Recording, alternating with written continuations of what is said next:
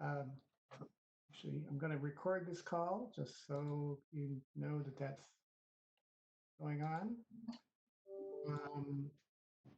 Tonight's Ways and Means meeting is being held remotely pursuant to Governor Baker's March 12th, 2020 order suspending certain provisions of the Open Meeting Law, General Law 30A, Section 20, and the Governor's March 15th, 2020 order imposing strict limitations on the number of people that may gather in one place. This meeting, Town of Burlington Ways and Means meeting is being held via remote participation. A reminder to persons who would like to listen or view this meeting while in progress may do so by tuning into the BCAT Government Cable Access Channel, the BCAT Government Meetings Facebook Live feed, or on the phone 408-418-9388. And the meeting ID is in the agenda that is on the town's website. As a reminder to the committee, all votes are required to be done by roll call by order of the updated open meeting law. So I sent around an agenda. I had a couple of requests to move things to the top for the convenience of a couple of the attendees, but I'd like to do the local transportation item first, and that'll finish up the last item from the operating budget. So Doug Davison, are you going to walk us through that? After you unmute. Or I'll do it. Oops. I'm having a little bit of trouble at first, so I heard my name, but what am I walking us through? Sorry, yes. The local transportation item from leftover from the operating budget. Mr. Chairman, you had asked Town Hall to take that. Yes, sorry, Brad. Yes. Oh, and I'm sorry. Did I doze off? Did we do the Pledge of Allegiance? No, I spaced out. Let's do the Pledge of Allegiance. All right. Thank you. Pledge allegiance to the flag of the United States of America, to the republic for which it stands, one nation, under God, indivisible, with liberty and justice for all. Thank you for coming, Brad.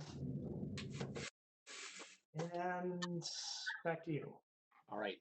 Thank you, Mr. Chairman. This is Brad Bond, currently chairing Town Hall 2. So this was actually a joint review, Town Hall 2 and the DPW subcommittee. So thank you to Doug and Sonia for joining in the discussion. Local transportation has actually been under the aegis of the DPW subcommittee, and DPW is the organizing entity for many years now. But as people are aware, we are in the process of transitioning from the Beeline bus service to a Uber Lyft based program, which will actually be under Marge McDonald over at Council on Aging. So we're kind of in a transition phase. The original plan had been to retire the Beeline at the end of this fiscal year, the end of June. But given the, and so as part of the transition, Council on Aging had arranged transition programs, education to the community, community outreach to regular users of the Beeline to get them up to speed on using either an app or the phone-in service to call cars to give them rides. But because of the pandemic, it wasn't realistic to put those programs in place and to offer them. So the current proposal is to, and in fact, John Sanchez can address this where we are. When we had this meeting, he had I believe was just researching how much it would researching extending the bus service for another 6 months. So the current plan is to run the Beeline through December 31st, and then do all of the originally scheduled educational programs through the fall. So that's the big picture. Now to dollar costs. The ask for the operating budget is $120,000. So let me step through income for all of this and the outgo. There is income in the amount of $75,000 in the Beeline revolving fund at the moment. Marge McDonald, through Council on Aging, has received a grant, and she can speak to details of this. But she has a grant for $75,000 in the warrant article in the amount of 120. If you can do this math in your head, that comes to $270,000. The outgo, the estimated cost on the Beeline for 6 months is $80,000. The Uber Lyft program, with meaning all of the education and all of the covering cost of the program and such, amounts to $150,000. And then there'd be a contingency fund, and again, these funds would be in the revolving fund, contingency of $40,000. And again, so that's 80, 150, and 40 to come to 270. There was discussion at the subcommittee meeting as to whether it made sense to continue the Beeline for another 6 months. They're always going on the thinking. We were just trying to think through this. It's always going to be the day the Beeline ends is always going to be traumatic, and there's going to be a bit of chaos, no matter how well the community and everybody involved are prepared. So there was some talk of, well, maybe we just go ahead with the original plans, but we really would be doing a disservice to the regular users of the Beeline. So after some extended discussion back and forth, the subcommittee voted 3-0 to support.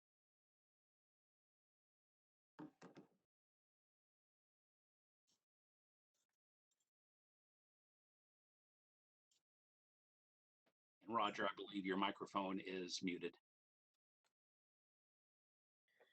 Right. John Sanchez, do you have anything to add to that?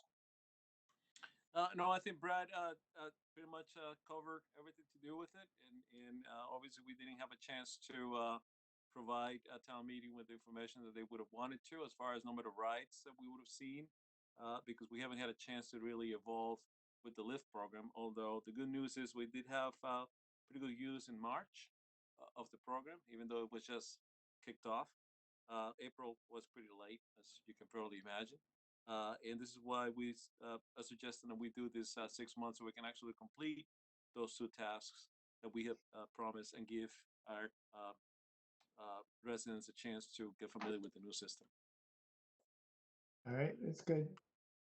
How about you, Marge?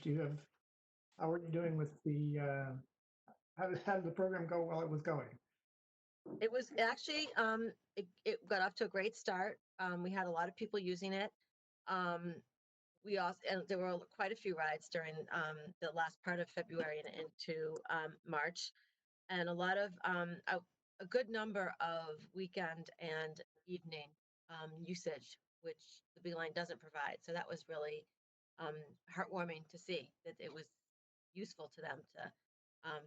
We don't know who's doing what. We don't see that, but knowing that that's a service we haven't been able to offer in the past, that was great. All right. Questions from the committee? Question, Roger? Yes, John. Thank you. Yeah, I guess I'm a little suspicious of the continuing the Beeline part of this project. I mean, I'm assuming that it's either not running now or it's not transporting much of anyone if it is. Is that correct? Or? If I may, Mr. Chairman, John Sanchez here. So no, the Burlington Transit is still running. It's running every day. Obviously, we do not have a lot of rides. I think we're down to about 10 rides that we give. I think that was the number, the last number that I've seen. So yes, there's not a lot of rides, but we still have a few riders using it.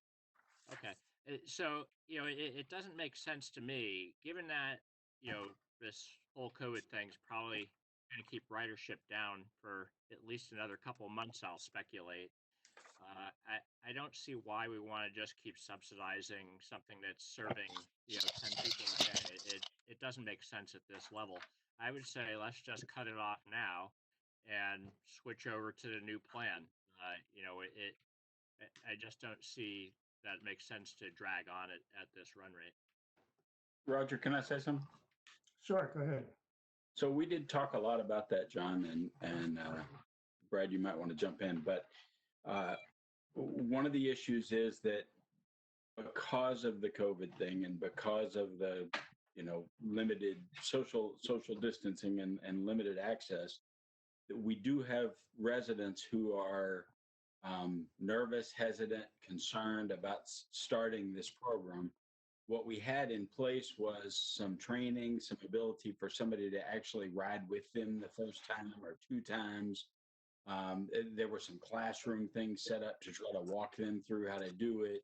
And so what we've cut out is kind of that safety net of being able to, for lack of a better word, hold their hand and really get them comfortable with actually being able to use this. And these are probably the residents who need it the most. We did talk about, I had great concern because I feel like there's a subset of people that are going to put off using it until that's their only option. And then suddenly they're going to be fine with it. But Marge really went through kind of the scenario of how we really need to be able to ride with these people or help some of them so that they can start to use it. So that was kind of, it is a lot of money for a very small number of residents. That's true. Mr. Chairman, Phil. hey, I'm with John on this. The bottom line is the system that we're putting in place is vastly superior than the system that we had in place.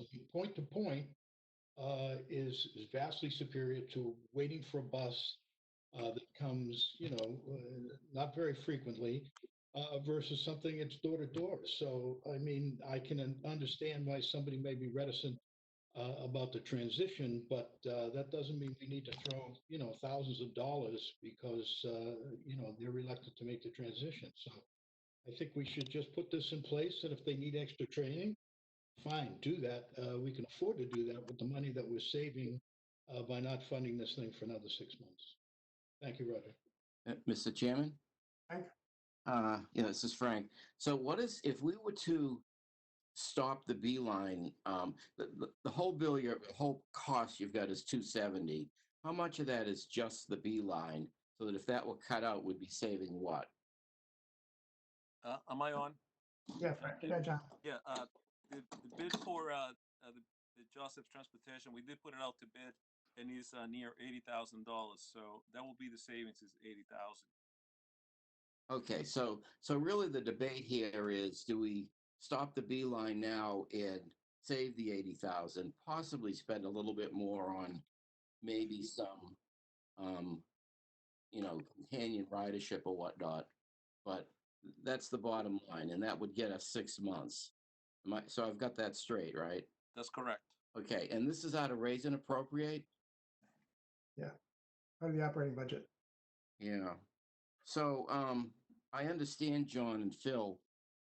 What I'd ask again, though, I mean, the subcommittees do, they don't, I know what it's like. The subcommittee ponders these things, and we do have a recommendation from the subcommittee to continue it. And the concern is that we'll be hurting people that are the most, maybe need it the most, although it's a very small group, and would be the least likely to transition well. So once again, why, Brad and Doug, do you think, what's the harm if we just force the transition sooner? What's going to go wrong for the people I'm worried about? Mr. Chairman, if I may. Yep, Sonia. Frank, to go back to your point and to kind of just discuss, what the discussion you're all having right now is very much the discussion that the subcommittee had. It is, certainly $80,000 isn't anything to balk at. However, given what we've always done with the Beeline and given who we've always been serving, we've known the numbers have been declining year after year on the Beeline. So that was not a secret. Certainly, it's why we switched over to be more like a point of service type of a thing, which Marge has said is proving to be effective. Had we not had what's going on right now, we certainly could stand behind that the training was in place and we're pulling the Band-Aid as of July 1. The dilemma that the subcommittee had is, you know, some of these people have not had the opportunity to step out and do it, whether they're nervous to leave their house or they can't leave their house. They have not had the opportunity to warm up to it. And we don't really want to fall on, we're going to save the $80,000 in lieu of everything we've always done with the public transit system. I mean, for, you know, over 25 years, the debate has always been had. We've all been present for most of those, right?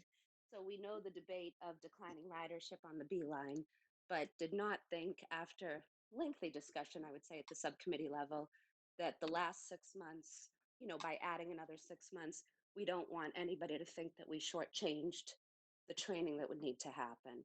The ridership is way down, of course. Like John said, you know, you're probably servicing about 10 people, given the stay at home, and also just given that ridership is going down. The upside is the new system will gain some people, and our philosophy, I'll speak for myself. My philosophy was, there's $75,000 in a revolving account now. You know, it's a chicken and egg thing. Where's the money coming from? What's the raise and appropriate for? You could argue that that 75,000 that's sitting in revolving now could do that, and you're only taking 5 from the raise and appropriate. It's all the same, right? I mean, it's all the same money. And our philosophy was, to give the system what we presented we would to the riders, who are the ones that need it the most. You know, the extra 80,000 was worth making sure that the town did what the town has done for years, which is backed people who need those rides. So people who are still riding the B line now, albeit only 10 guys, and if that trend only changes to 15 when the stay lifts, these are people who are getting to work on them. They're not going, there's nowhere else to go, right? So they're not going anywhere else crazy. And is that worth the 80,000? If I follow the philosophy of the B line, as I've always followed it, you know, for the last 6 months, it would be our last effort, and then the Band-Aid is pulled. If COVID hadn't come into play, then obviously we would pull the Band-Aid as of July 1. If I could jump in, Mr. Chairman, so what's the training that's missing? What's going to happen? What training? If I may, Mr. Chairman. Yep. So we actually have, I had hired a group that comes out and does, they do like some classroom training. They sit with the folks and they show them how to download the app and how to call for a ride. And then we were going to have volunteers do the first rides with them to show them how easy it is to do. Which is all, it's also, you know, all of that's a lot of one-on-one, and I can't have, I have spoken with the folks that were going to come out and do the training, and they won't come out until late fall, late summer, early fall at the earliest at this point. So it would actually all fall on me to do that one-on-one with them, Okay, including going to on rides with them. so that's the heart of it, is that you simply can't get the training to take place because of this COVID disruption. And rather than shut the service down with that gap, you want to give it the extra 6 months. Have I got it right? Okay. Yes. Thank you. Roger, I have a couple questions. Yeah, Mike, go ahead. So I was looking to clarify, when John said 10 riders, is that 10 riders per what unit of time? Per day. 10 riders per day. Okay. And has there been any consideration in terms of potential virus transmission? Which option is better in that case? I mean, if you were on a busload full of people, obviously that's more risky than if you're in an individual car. So I don't know if that was any part of the consideration. So, if I may, Mr. Chairman, Yeah. no, we didn't look at that, Mike, and I don't want to be funny on this one, but if we had a bus full of people, I don't think we'll be having this meeting tonight. So, right. so typically 1 or 2 will ride at a given time, which Okay. is plenty of space in the minibus for that. Okay. Because I'm talking about 10 rides a day, which means 5 people going in one direction and 5 people coming back later. Okay. So, Gotcha. Thank you. okay. Mr. Chair, Yep, go ahead. this is Steve.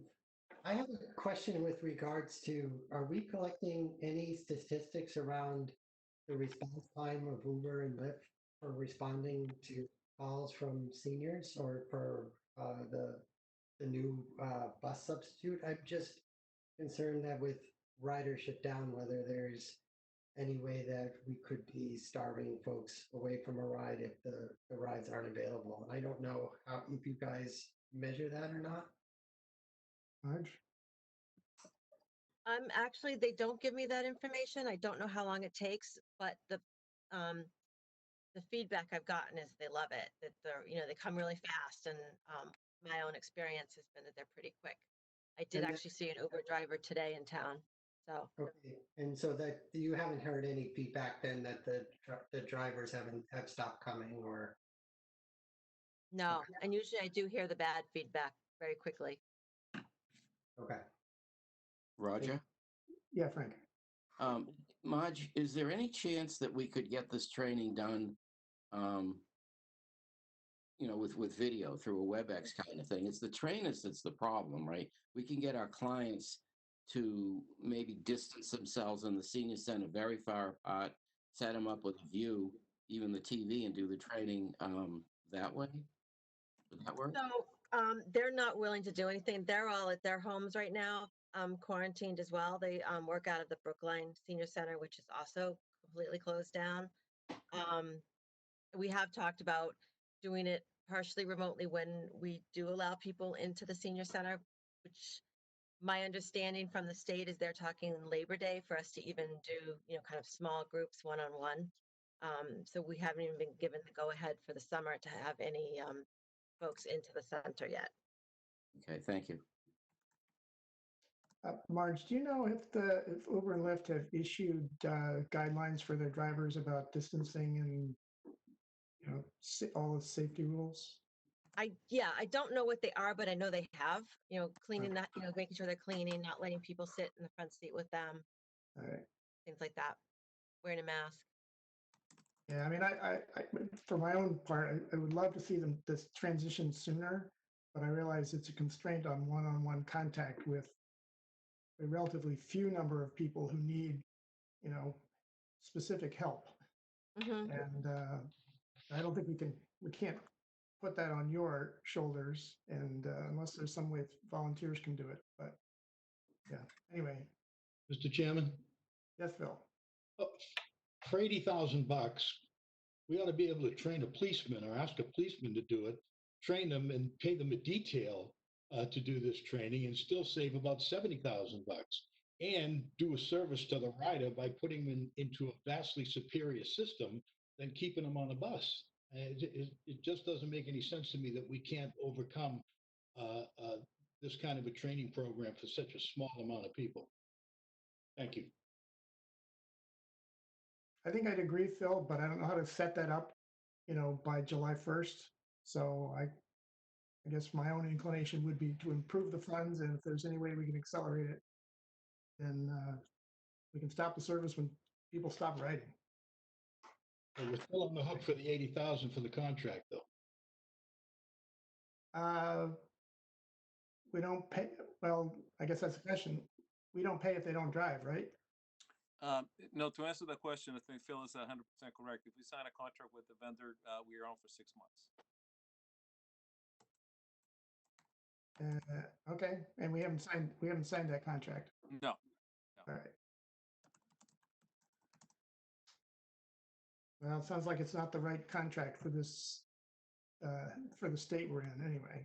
But Yeah. So, Roger, this is Frank again. yeah, Frank. Is it something that, I think Phil has a pretty good idea. If we can find someone that's an employee of the town, fire, police, it doesn't matter, that could do this job, because it sounds like it's not, you've got to be literate with how to use the, download to your phone, get the Uber app on, use Uber, get on Uber, and teach people how to do that. But it's an ordinary thing that a lot of people do.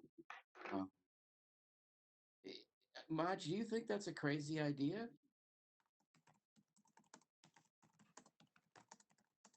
Not entirely. I mean, we could get, volunteers. I guess my only question is, would volunteers be comfortable in this state of affairs, with the pandemic, going, one-on-one closely with somebody? I mean, if you're holding a phone, you're trying to show somebody how to do something, you're right next to them. And there's no distancing. Maybe get a firefighter and they'd have PPE and actually know how to properly wear it and protect themselves and protect the person. And we would pay them. I mean, we've got the 80. Well, Phil's point is, if we're going to appropriate the $80,000, why blow it on a contract for something we really want to get out of anyway? And why not accelerate the training by paying, an employee a stipend to do it? Might even get it done better. Well, would there be anybody safer than a cop or a policeman who is, involved in the public on a daily basis? And for the people who are reticent about it, I mean, they certainly would feel more comfortable with somebody who's in a professional capacity like that. So Phil, on that case, I doubt it's in the scope of the contracts that we have within the unions. So there'd be an extra issue to figure out there. Well, that's not to true, get but the technical detail on is in things, but- detail. Details are voluntary, Mr. Chairman. Mr. Chairman, if I could add, Yes, Sonia.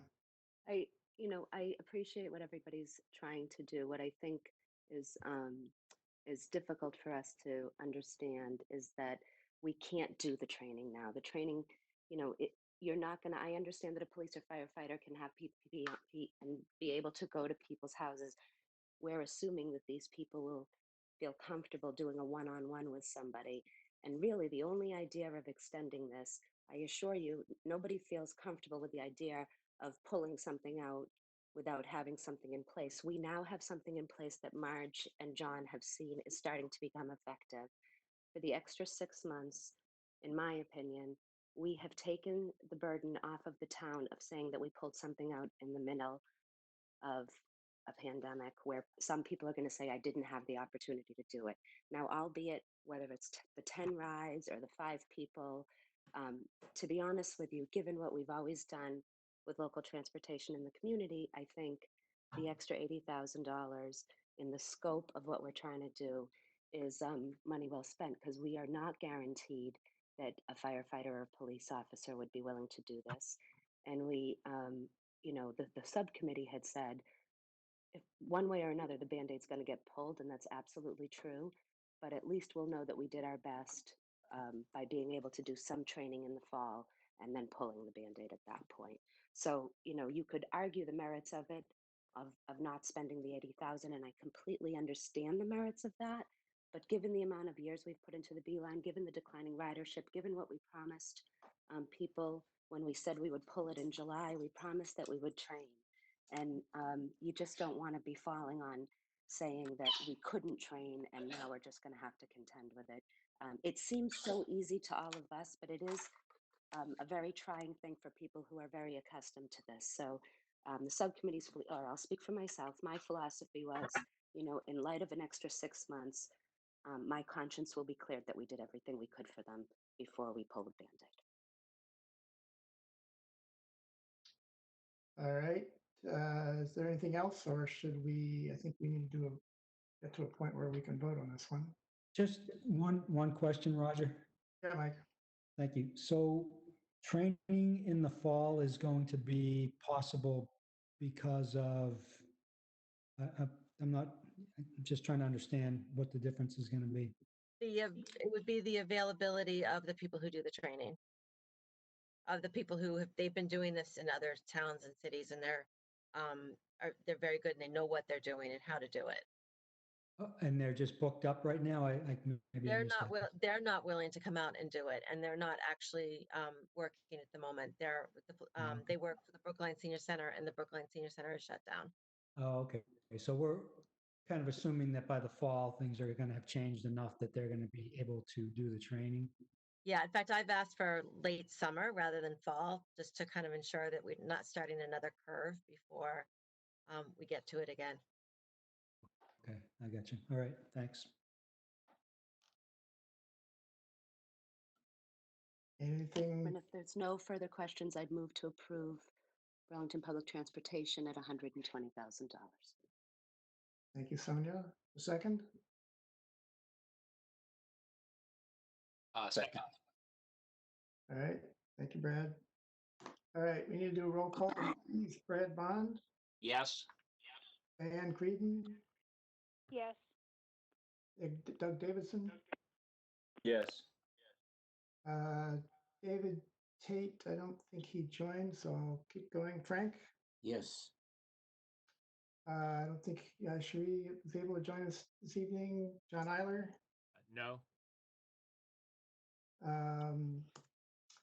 Mike Hardy, Yes. Bill Gallagher, No. Rob Neufeld, Yes. Tony Rollins, Yes. Steve Moran, Yes. Susan Harrigan. Yes. I don't believe Tom Killay was able to join us today. So 9 in favor, 2 opposed. 2 opposed? Yes, 2 opposed, and a bunch of people who aren't here. All right, thank you. So Brad, let's move on to the other Town Hall 2 items, including the 2 that you asked to be moved up. Yeah, if it's all right, since I see the department heads are here to discuss, could we move to warrant article number 26? That's the wireless legal infrastructure analysis warrant article. The request is for $100,000. And again, this comes from the planning department. I guess ad hoc Town Hall 2 subcommittee consisting of myself, Steve, and Doug talked with Kristen Kasner and Andy Ungerson on this issue. So with all of these warrant articles, the first question each subcommittee asks is, well, how urgent is this? How necessary is this? How necessary is it to do this now? And the short answer is, yeah, this is pretty urgent. There are 2 components to the request. The first is in the amount, again, estimates looking for consulting help in the amount of $30,000 or $40,000 for the first component on working on getting our zoning articles when it comes to wireless overlays and such. We are no longer in compliance with federal law on these matters, and that really opens us up if a wireless carrier comes in and makes demands, and we say, well, our zoning says this, and they say, well, we can just dismiss that zoning because it's not in compliance, and then then the door is open for them to do what they will. We really need to. Kristen Kasner emphasized this is extremely important that we get this resolved soon. She says if we get the money and go out to bid July 1, we can have this sorted out within a couple months. The second part of the request is on an infrastructure planning study, essentially on our wireless overlay, looking at where the dead spots are, for example, and have that all mapped out, have that really get all the details of where we are today, and also put a plan together of what we're comfortable with moving forward. The last such study and plan that was done for the town of Burlington was in 1996. So it's in some sense long overdue. I'll go ahead and say that. There was some talk of perhaps delaying this, but and again, I'll have Mr. Ungerson perhaps he was going to do some research for us on this, but the current understanding is that we're going to be negotiating with the various wireless carriers starting early next year. going into 2021 into 2022.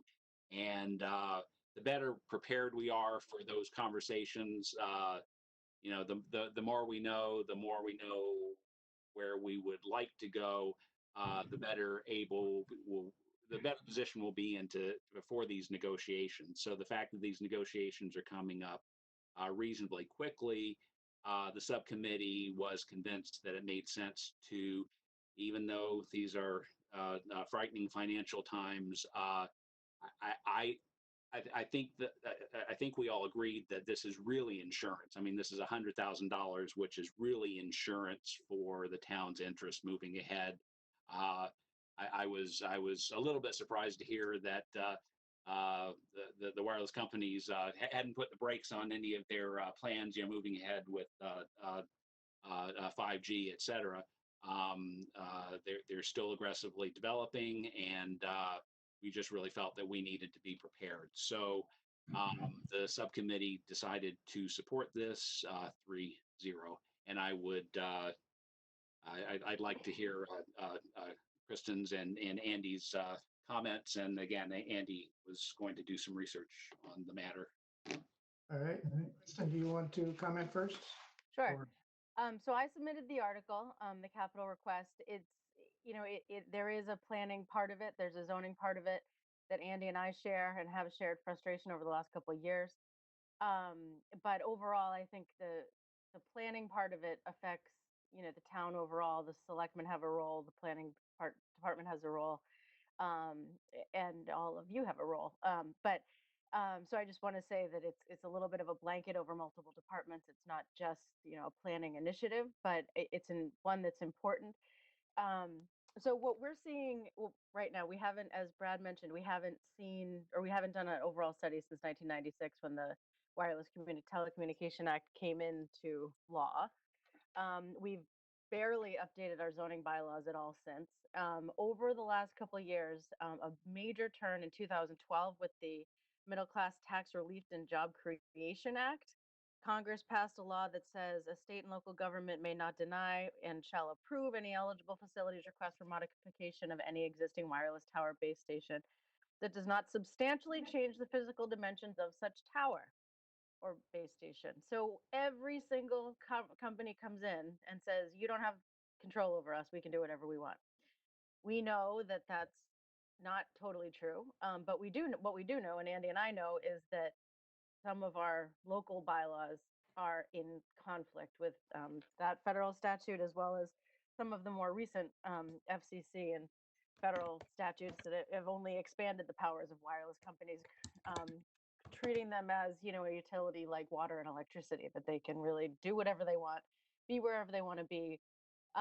So our frustrations come in that, the wireless companies come in, big dogs, big pockets, and just kind of, plow through us. And we do have the power to regulate, but we really don't have a clear picture as to exactly where that line is. And we know that our bylaws are out of date. So that's a critical piece. And that's kind of the first part of what this request is for. In addition, and Andy, I don't know if you want to share the information that you found out from Whitney today about a lot of our cell infrastructure is on town property. So an additional piece of this is to understand the leases that we have now. But Andy, I'll let you kind of talk through that a little bit, as well as add to anything I've said about just the zoning piece in general. Thanks, Kristen. With the number of carriers we have now, I quickly spoke with via email this afternoon with Whitney Haskell, who is taken over for the lease negotiations on leases with the cell carriers that we presently have here in town on town property. More than half of them will be due by the end of 2020, and the rest will be due 2021. So our concern here is that when we created our wireless communication bylaws back in 96 or 97, they were basically set up for cellular phone use, not for the uses that we see are the technology of which our cellular devices have expanded into. And because these devices have expanded so greatly, the cellular companies have now needed to modify the equipment which broadcasts out that technology. And the technology that we have today is, in the use of this technology, specifically what they refer to as a G5 technology, the ability to broadcast out that broadcast out for the G5 technology does not have the ability of transmission distance as a cellular for the cellular phone use, because it's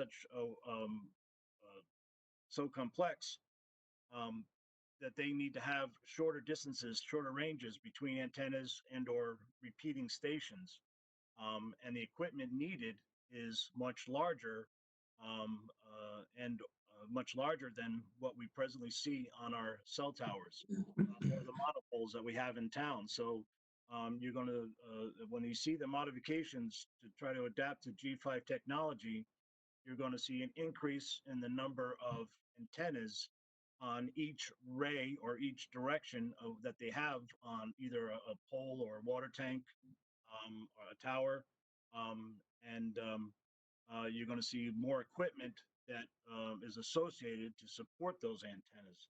And a lot of that is a lot of what their needs are for doing this is our bylaws do not, and a lot of our decisions that we've done in the past do not permit that expansion of what the cellular people need.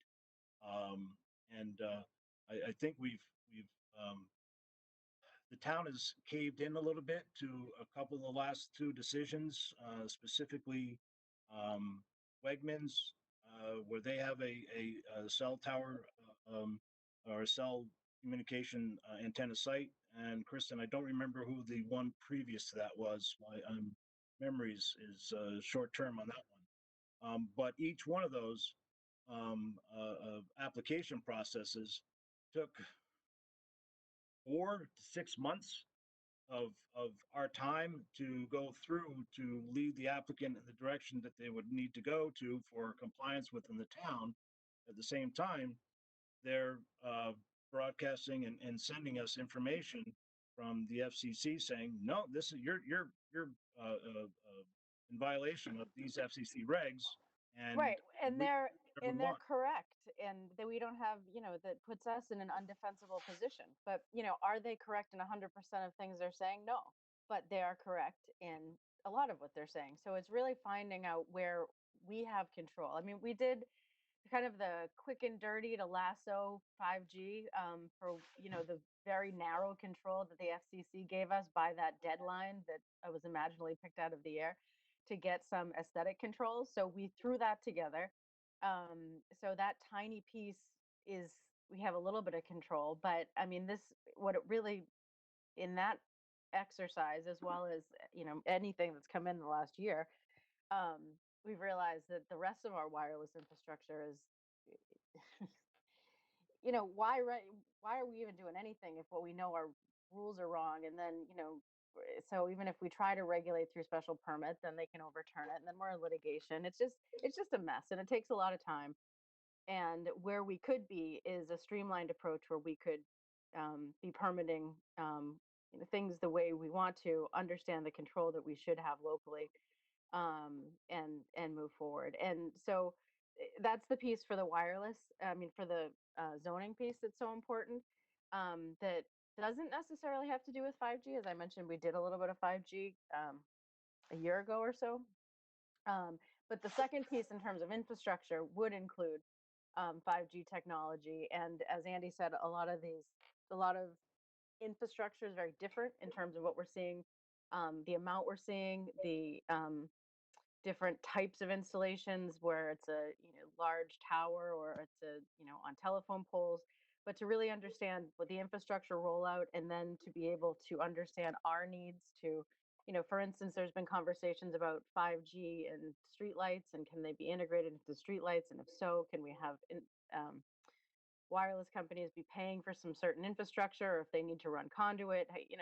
Just to understand overall what that picture looks like, as we did in 1997 in a town-wide rollout. So, I mean, very simply, I know whenever there's utility companies that come into the Board of Selectmen and say, I want to be on this utility pole, and they usually come back and say, okay, we'll fix the double poles on these, on these roads. But they're in a position to kind of have that plan together so they can react in a way that we can, just be in a position to make the most out of the opportunity. But the other thing, and I don't know if Whitney is on and she wants to talk about anything about the lease agreements, but what has become very evident with what we have in town and on town-owned property was, the question of, okay, if the federal government says, no, you can't regulate X, Y, and Z on aesthetics, but if you had it in your lease because you own the property, you can do all of that. So are there things we want to understand for aesthetics? I mean, Pine Haven Cemetery, they took the flagpole look of the antenna, and now it kind of has this whole shroud around the top, where all of our decisions, all the Board of Appeals decisions, says it needs to look like a flagpole. But in our lease agreement, we don't have anything that controls aesthetics. So, it's just kind of, where do we want to make sure we have control in general, and what we can under the laws, and then further in our lease agreements, what do we want to negotiate when we renegotiate these leases, so we have any added control that we want to have. So Kristen, I think we got the idea. Sorry. Shall we let the committee ask questions? Mr. Chairman? Yes, Frank. It's Frank. So, two questions. Number one, I probably have it, but this is going to come out of free cash, I'm assuming? Correct? I believe that's the default. And, I believe that's true, yes. and what's the amount? $100,000. Again? $100,000. Okay, so my comment on this is, I believe that the 5G infrastructure, it's backed up. The federal government has taken a position on this over a year ago. So it is a freight train.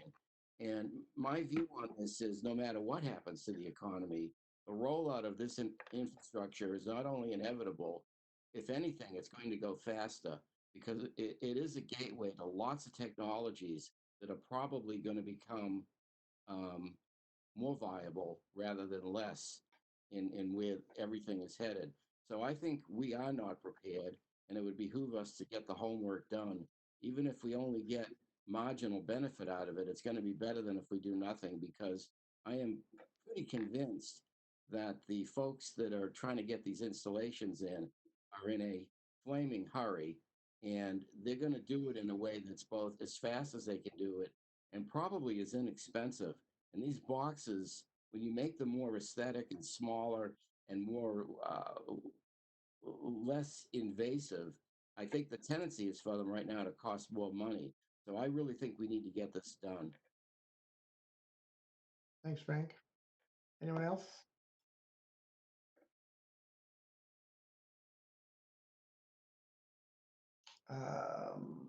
If not, I guess, can anyone offer a motion? So moved, Mr. Chairman. Sonia and Steve, all right. Back to our roll call. Brad Bond, Yes.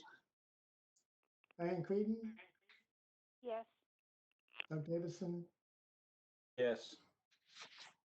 Frank Monaco, Yes. John Eiler. Yes. John, did you say something with your microphone off? Yes. Thank you. Mike Hardy, Yes. Bill Gallagher. Yes. Sorry, Phil, can you say it again?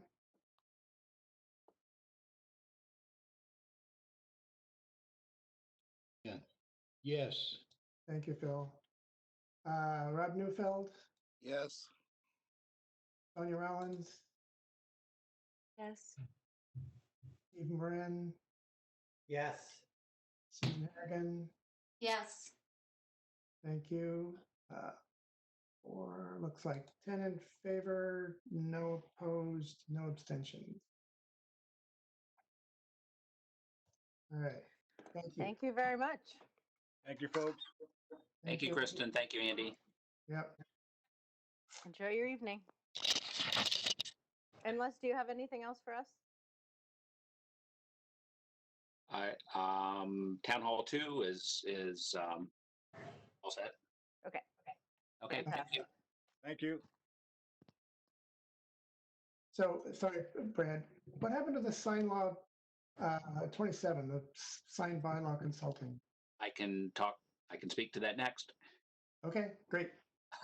That's article number 27. As part of today's meeting, we also spoke to Sherry Ellis and Sally Willard on the zoning bylaw review committee. As all of us who've been involved in town government for many years, I think we're all amazed at just how complex the sign bylaws can indeed be. There have been multiple passes. I was told about one per decade over the past 3 decades at cleaning this up. This was the year where this group decided to step up and clean it up and go to outside consulting help with an initial request of $75,000. But given the current financial situation, they are willing to wait on that, and this article has now been withdrawn. Okay. All right. And then we've got 2 more on Town Hall 2's list. Another is withdrawn, but I felt I should make a comment. 7.2 was a request from the town clerk's office in the amount of $60,000 to replace our voting machines. I spoke to Amy, and she said that 7 of the machines were purchased in 2007, 1 in 2012, and there was a used machine purchased in 2016. The original plan was Amy Warfield's been doing this long enough, knew not to do new machines going into a presidential election. Her plan was to put in the request for the money, buy the machines January of 2021, and get them up to speed for the May local election. We do need to buy new machines at some time. We don't need to spend the money right now. If she were able to get the money September, January town meetings, that would get her back into her original schedule. But if that's not realistic, we'll go another year. So that's where we are with that. All right, thanks. And then the last is not, again, this is not withdrawn. This is warrant article 16. This is the technology and cybersecurity contracts. This committee has already voted to support the funding for the first year of the pair of proposed 5-year leases. As we all know by now, in order to enter into a 5-year, anything more than a 3-year lease, it requires the vote of town meeting. Town Hall 2 did not meet to discuss this under the assumption that if the committee supported the first year of the lease, the committee was probably fine with the 5-year lease already. So we have no subcommittee recommendation on this, but if we could, I see Bob Kuna is here, and perhaps John Denizio could speak to this if anyone has any questions. Well, let me start by asking if anybody has any questions, and as opposed to sort of, it seems fairly obvious given what we talked about before, but questions, anyone? Yeah, this is Frank. The amount and source again, I just don't have that in front of me. I think this was sorry, go ahead, John. The amount is 400,000 that was approved in the operating budget, and the total would be 2 million over the 5 years. Okay, and once we commit to this for the first year, isn't the whole thing, you can't do 1 year, skip a year, and then do another year. I mean, you gotta go straight through, right? Correct, because we're going to get all that equipment in the first year, so we got to pay for Okay, thank you. Yeah. And Roger, if I may, John, this is a pair of leases, right? The technology component and the cybersecurity are separate leases. Could be, yes.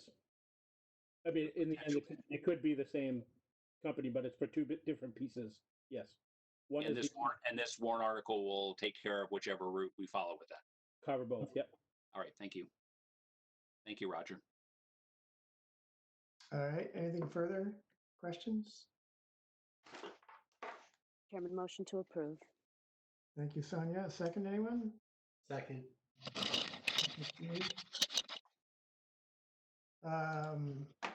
All right, so back to the roll call. Brad Bond, Yes.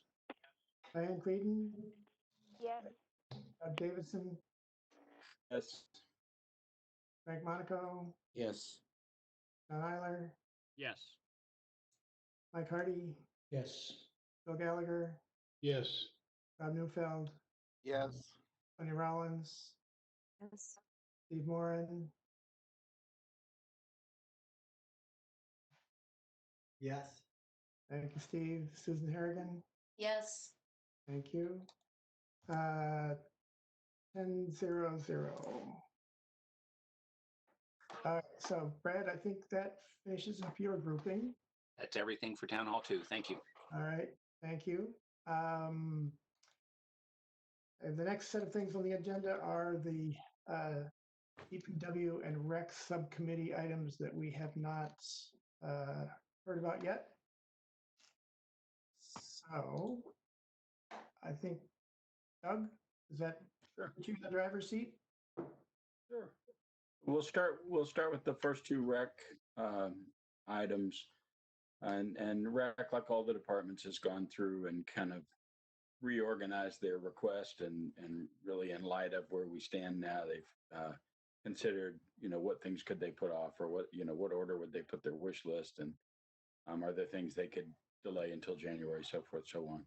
So their top two that they're requesting fill would be the Procore aerator, which is kind of a continuation of the field maintenance program that they've started. They really put a lot of emphasis over the last couple of years of improving a lot of the fields, the athletic fields, and the fields that get so much use throughout the year with kids. And so we had gone through a period where so many of the fields had gotten so hard and compacted. It's hard to grow grass because they'd overseed, but nothing was going in. So anyway, they've started this program. They've been very successful. They have a large aerator that's pulled behind a tractor, but it won't do like the baseball and softball infields. It won't do some of the smaller areas. So as of now, we've contracted out, and this has just been part of the outside maintenance of the fields. They'd like to bring that in-house and have an aerator that's appropriately sized for some of these smaller areas, and that would kind of get in there and do that job. So the Procore aerator is there. Brendan, is Brendan in? Do we have a rec person I here? don't know that he's here, Doug. Yeah, I don't see anybody from Rec. That might have just gotten overlooked. I didn't speak with him and say these two items are up. All right. It's pretty straightforward. Okay. Questions, anyone? Roger? Yeah, Frank. Frank, do you know offhand, Doug, what it would cost if we contracted it out for one more year? So this is 26,000. What would it cost us to have it done outsourced? Any idea? I do not, Frank. And that we talked about it. Sonia, do you remember we talked about it? We talked about, the benefits of doing it in-house and bringing it in, and that we don't want to lose ground. But no, we didn't. He didn't talk about the exact number, Frank. He did say is that, it a few thousand, or is it, in other words, let's say you have to have it done twice a year and it's 4 fields and you hire someone to do that, those 2 times a year, 4 fields, 8 aerations. How does that compare to 26,000? have a comment on that. It certainly hasn't answered Frank's question first, but then, Yeah, I think I can answer it. okay, John. Based on the backup, it says there is a 3-year payback period for this. So that would suggest it's somewhere on the order of $8 or $9 grand a year that we're spending currently. Makes sense. So, how badly do we want to try to save $18,000 for 1 year? Another way to look at it is waste $9,000 for that flow. Well, yeah, you can look at that, and also just some of these things. We're talking about next year. We may be in a little bit tighter position than this year when we're doing the FY22 budget. And so if we start putting some of these things off, that it's just going to build up because we have things in the capital schedule for the next year and the next year. So some of it is how far behind do we want to get on some of these things and plans we had. I mean, we could say if things got terribly bad, though, if you don't own the equipment, you could say we can go back to not taking as good a care of the fields. We could do that too. So just I'm the one that said it, if I may, Mr. Chairman, but the point is it's free cash. So you can either hold your cash or you can use it now, but it's not going to go away if you don't spend it this year. It's just a delay of when you spend the free cash. Yeah. Get it. But it's at the expense. Instead of it costing $26,000, it effectively ends up costing you $35,000. So I don't know. Everybody has to decide for themselves. It's not enough free cash that it would make me jump through hoops. But, in my mind, what's going on here is anything that we can do to hold back free cash gives us leverage to not chop the operating budget. And if we get in a bind, we can use free cash and stabilization. So we just don't know what we're going to be faced with in Q1 and Q2 next year. Mr. Chairman? Yeah, Phil. We're going to have another shot at this in September. So, I mean, this is, in my view, one of the many items here that can be put off and another decision can be made in September. Thank you. Any other comments? Just one thing I'm noticing is the ranking says priority ranking low on the capital request forms. Maybe that was changed when they rejiggered things, but the form I'm looking at, which is the one up on our Ways and Means part of the town website. Right. So Bob Kuna, do you have any comments on this one? No? Okay, you don't have to, no.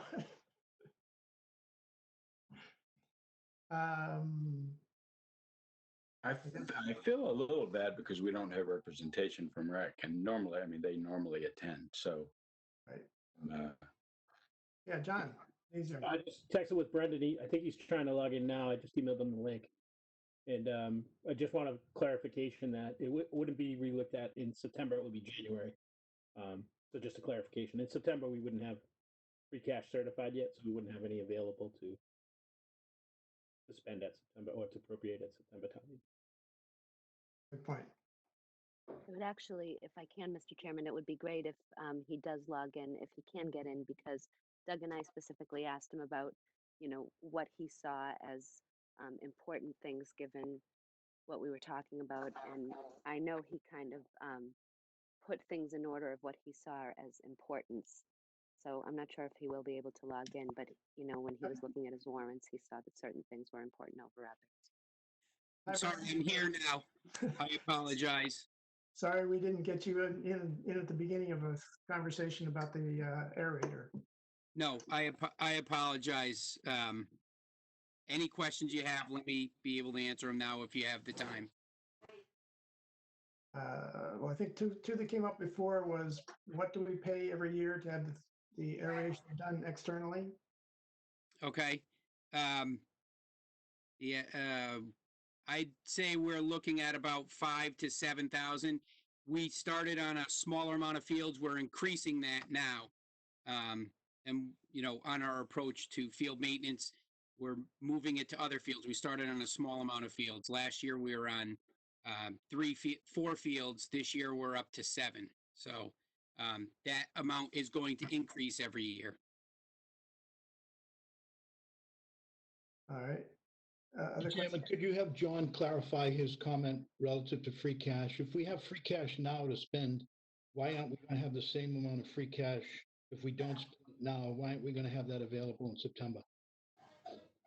So, oh, sorry, that wasn't clear, Phil. The free cash at the end of the year goes away and gets recertified as you close out your books and submit everything to the Department of Revenue, and then they certify your free cash again for the following year. And that doesn't happen for us until October, November timeframe. But if you haven't spent the free cash that's been certified for this year, why does it disappear? You have to spend it by June 30th, and then it goes away until you get certified again. I understand. Thank you. So if I may, Mr. Chairman, this is Frank. So this is the free cash trap that's always actually irritated me to no end. This is the one and only reason I would move all our free cash into stabilization. Then I don't have the auditors, the book closings get in my way. Am I correct, John? If it was in stabilization, we could do whatever we wanted whenever we wanted. That's true. You would need a 2/3 vote at town meeting. Yeah. Yeah, well, so that's the free cash trap. Anything you don't use by June 30th, you can't get your hands on until roughly November, which means you really can't a special town meeting, use it again till next January.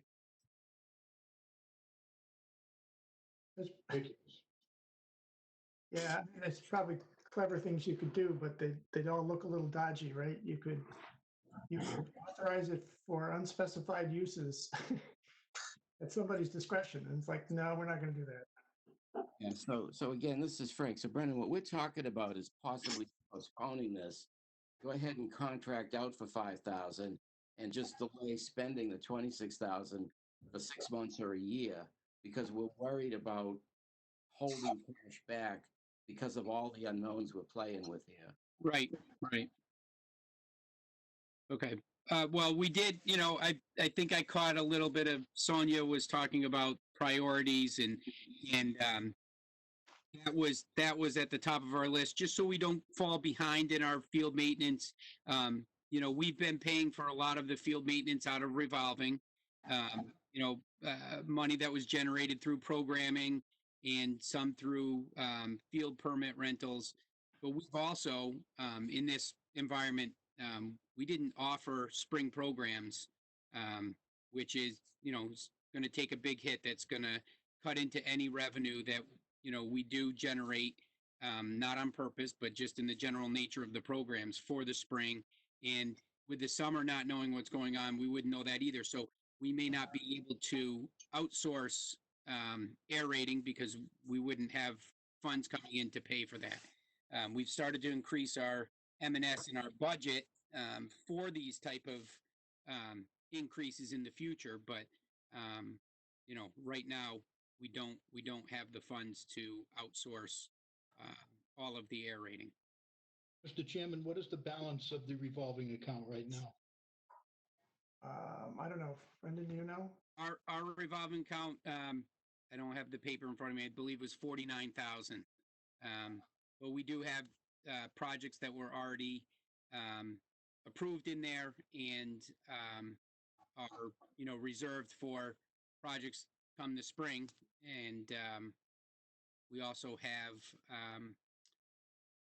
household credits that we did from the winter programs where we had to end 2 weeks early our winter session, so we provided household credits. Those have to transfer into the program, when the people do the programs, sign up for another program at a different time. So there is not money in there to purchase an aerator either. Thank you, Brendan. Yeah. I guess my own 2 cents here is I think we should avoid falling behind in maintenance. To me, this seems like sort of small money, and I think John, you said it at a 3-year payback period. It'll be useful for longer than that. So I think I think we run into a real problem of things piling up later if we put off small things. But I understand the points Frank's trying to make about, conserving free cash.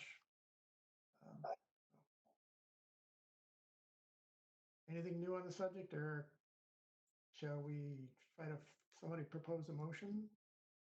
Just a quick question, Roger. Yeah, Mike. Just, I guess to Brendan, so how does this tie into general use of the fields? I mean, they're not really being used currently. So are they recovering pretty well now due to just lack of taking that traffic? Yeah, so we closed them last fall for the winter, and we haven't opened them yet. We've had some really good success. We're on our second year at Wildwood in the new program, second year at Simon's in the program. Those are thriving. We're in our first year, end of the first year almost, for Upper Rahanis, and that is coming along beautifully. We added veterans in Regan Park, the baseball fields. Tremendous results on those.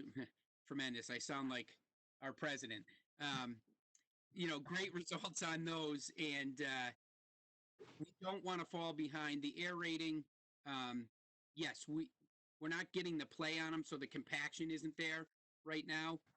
But when that comes back, we want to be prepared to be able to aerate 3 to 4 times a year and be able to keep those fields open. The aeration, for those of you who know lawn stuff, you do it to get air and your fertilizer circulating through the soil and in the water going through, promoting root growth and oxygen down to the root zone.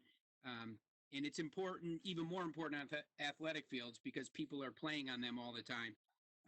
So we're trying not to fall behind. I understand that, the nature of our, economy right now, and there's a lot of unknowns going forward. But we did look at pushing some other items, some other requests so that this one moved towards the top or stayed towards the top. Okay, thank you.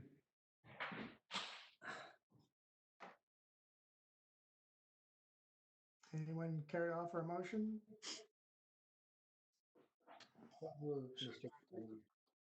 I'll second that, Mr. Chairman. I'm sorry, can I hear the motion again? I'll move it, Mr. Chairman. Motion to approve.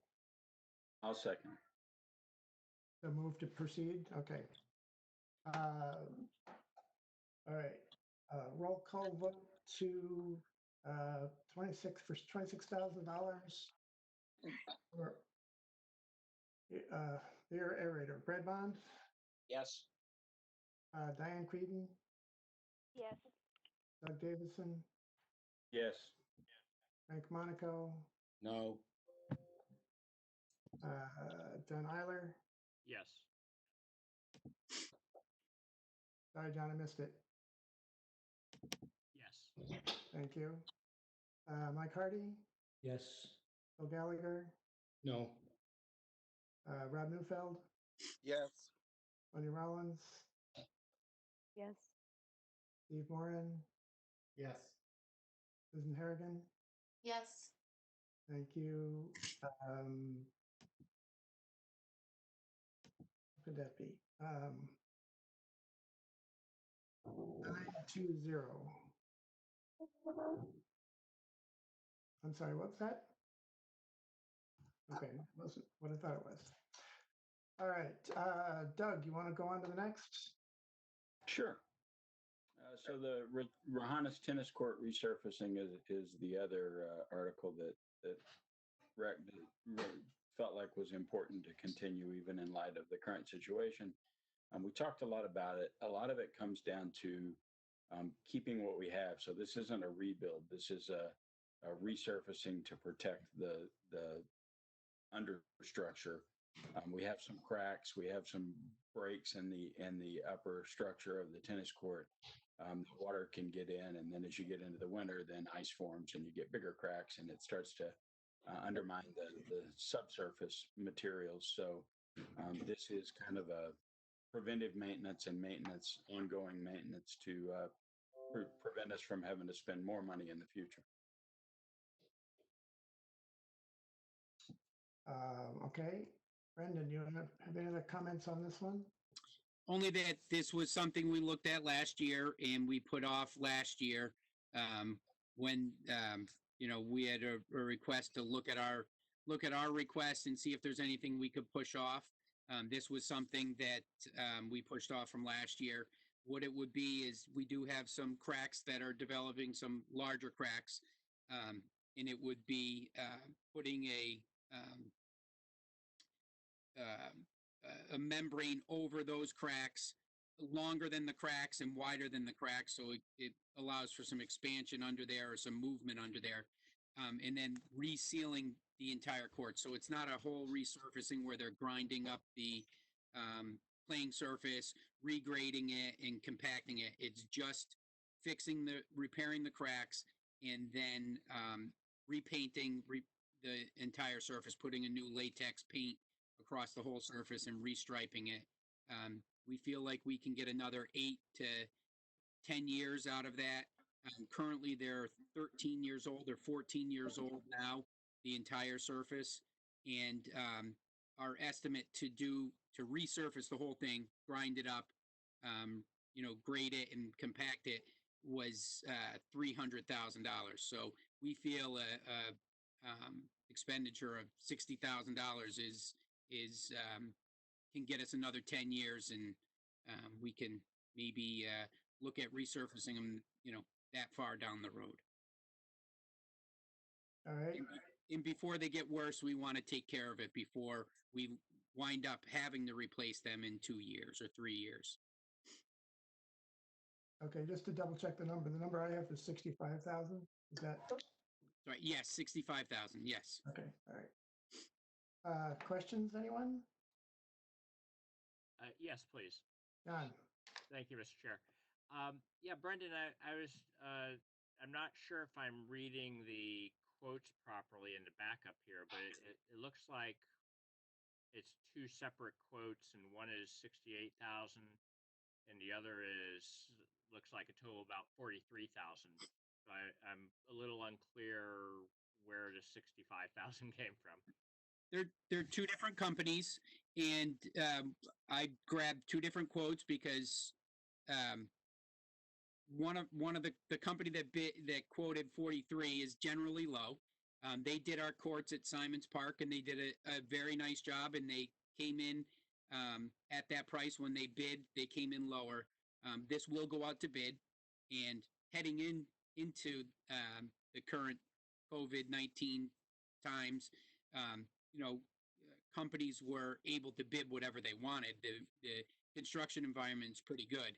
Now, I don't know what it'll be like coming out. Hopefully they'll be much more aggressive and want to, get jobs and bid closer to what we're thinking. But because there was such a discrepancy, I didn't feel comfortable asking for 45 and then having it be 60 and having to go back, and find another $20,000. So that's why we went with the higher quote. We think it'll be somewhere in between that 65 and 43, is what I hope. And obviously, any money that is left over will be returned to the general fund. We wouldn't spend it just because it was out there. We would turn it back. Of course. I'm just curious, from a negotiating point of view, does it, if someone's given a budgetary estimate of 43,000 and, they see a $65,000 warrant article, it seems, if I were them, somehow I'd be more likely to bid a little higher rather than a little lower if I had that information. So when we list it on the central registry, we list it at the price that we think the project is at. I don't ever list it at the highest amount. I usually estimate it down a little, and they come in pretty true. We've been, fairly lucky with our bid. So, I think it's probably in the 50 to 55 range. So that's where it will be listed. So companies that are interested in bidding, they can come and they can ask questions. We do walkthroughs, and they have an opportunity to see it right there. So they're all bidding on, apples to apples. They're not taking a guess. So why wouldn't we just list it at 45 if we already have a quote there? We could, but we may not have anyone bid on it, and then, then we're going out to bid again, so we're losing time. So it's something we could try.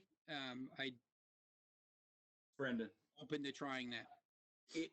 Isn't this, when we talked about this, isn't this a company that we've had some experience? They did another court for us at Simon's, right? But yes, but they also, isn't this a company that has a lot of times they'll put in these quotes that are low, and then they don't even show up at bid time.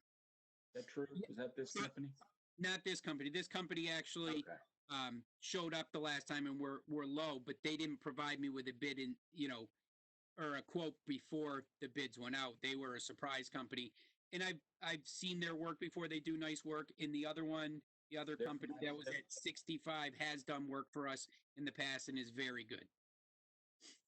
Okay, thank you. Other questions? I have a motion. Motion to approve. Second. Who was the second? Second. Oh, thanks, Doug. My voice recognition on short fragments isn't so good. All right.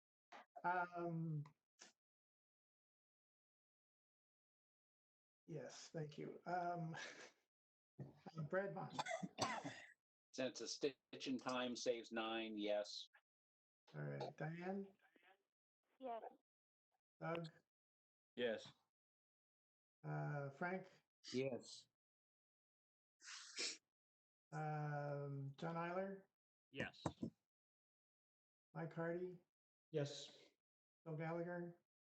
Bituminous should be very cheap. Yes. Rob Neufeld? Yes. Sonia Rollins? Yes. Steve Moran? Yes. Susan Harrigan? Yes.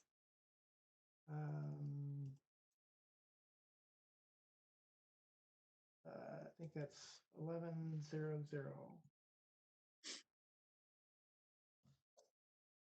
Can we press on, Doug? Sure. DPW ones? Yeah. So we can jump into the. Say it again. Sorry. Now we're going to hit the small numbers, right? Oh yeah. So we can jump in. If you look at the warrants, you'll see, and I should have said, you could see with rec that two of their requests they pulled in light of the current situation, and now we have some others that we're not covering right now. Drainage and stream cleaning's moving, so we do have some warrants. If you look at the entire list that we're not discussing tonight because they're postponing them until January or sometime in the future. But if you jump to 7-11 vehicle replacement program, the total on that's $457,500. If you look in the backup, you can see the individual vehicles, and I'll let John run through these. I will just say that one of the things you'll notice, maybe with the exception of one of the vehicles, is that we are switching over and replacing most of these with one-ton pickups that come with plows. And some of that, if you remember this last year, we had problems getting outside contractors with their own equipment to do plowing for us. And so now, as we replace vehicles, we're looking at vehicles that will be town-owned plowing equipment. You'll see a kind of an ongoing theme as you look at vehicle replacement. So, John, are you there? John Sanchez? Yes, thank you. If I may, Mr. Chairman, before we're going with this, I just want to say that we did go through a process of prioritizing all the warrant articles. And like Mr. Davidson said, the whole idea is to actually go for the articles that we need to be approved right now. And a lot of it has to do with how long it takes to get vehicles or other particular things that we need. Excuse me. So it was a high priority for us to continue with the vehicle replacement program. So for this year, we have a replacement sander for the highway department. These are the big sanders with the plows that you see in the winter. We'll have one more the following year, and then we'll complete our fleet and our plan when it comes to the larger vehicles. That is replacing a 2001 Chevy sander that we have. I'm going to skip the next one because I want to leave for last. Then I have in the cemetery, we're going to replace a forest cape for a 1-ton truck with a plow. We're also going to replace Crown Victoria we're using for facilities with another truck with a plow. Then we have a water and sewer vehicle for the superintendent. We're replacing a small pickup truck with a F-150 pickup truck. And the last piece of equipment is actually a replacement for the backhoe we had in the highway department, which we're proposing to replace that with a mini excavator. That particular piece doesn't fit the description of the rest, and this is why we promised the Board of Selectmen on Monday night that we will want to have this approved and approved by town meeting, but we're making the commitment that we're not going to order that particular piece of equipment until the finances of the town has been established later in the year. The other vehicles we need to order right away because they have long lead time, some of them as long as 6 months. But that particular piece is one that we will wait on until we're given the green light to purchase. And I'm sorry that I didn't talk to my subcommittee about that because that just happened Monday night. And I should have called them yesterday, but I escaped me yesterday or today. So that's something that happened Monday night. But the other ones is something that we will want to pursue and get right away. So if there are any questions on those, I'm happy to answer any. Questions, anyone? Question, please. Yes, John. Thank you, Mr. Chair. Yeah, it's actually more of a process question. I'm just curious. I see this combined, the backup combined the two articles, which makes sense. The thing I'm wondering about is just from the funding source.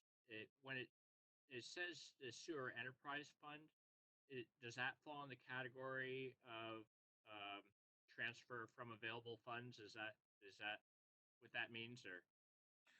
Well, we have, when we submit the articles, we submit them as a whole, and then when the funding process happens, sometimes we identified a different funding source for a particular article. So S12 is actually going to be on 7-29. If you see it on your agenda below, you'll see that particular item. Although it is part of my same article originally, it gets split into two. Now, the revolving fund for the sewer, or the sewer enterprise, I should call it, is where the portion of the sewer that you pay with your water and sewer bill, that goes into that particular enterprise fund account. And that account is used to pay for the MWRA assessment that we have every year. This year is about 6 million. And also we use that account to pay for capital items for the sewer. So in the past, we have used it for the Vector truck, for instance, which it was over $400,000.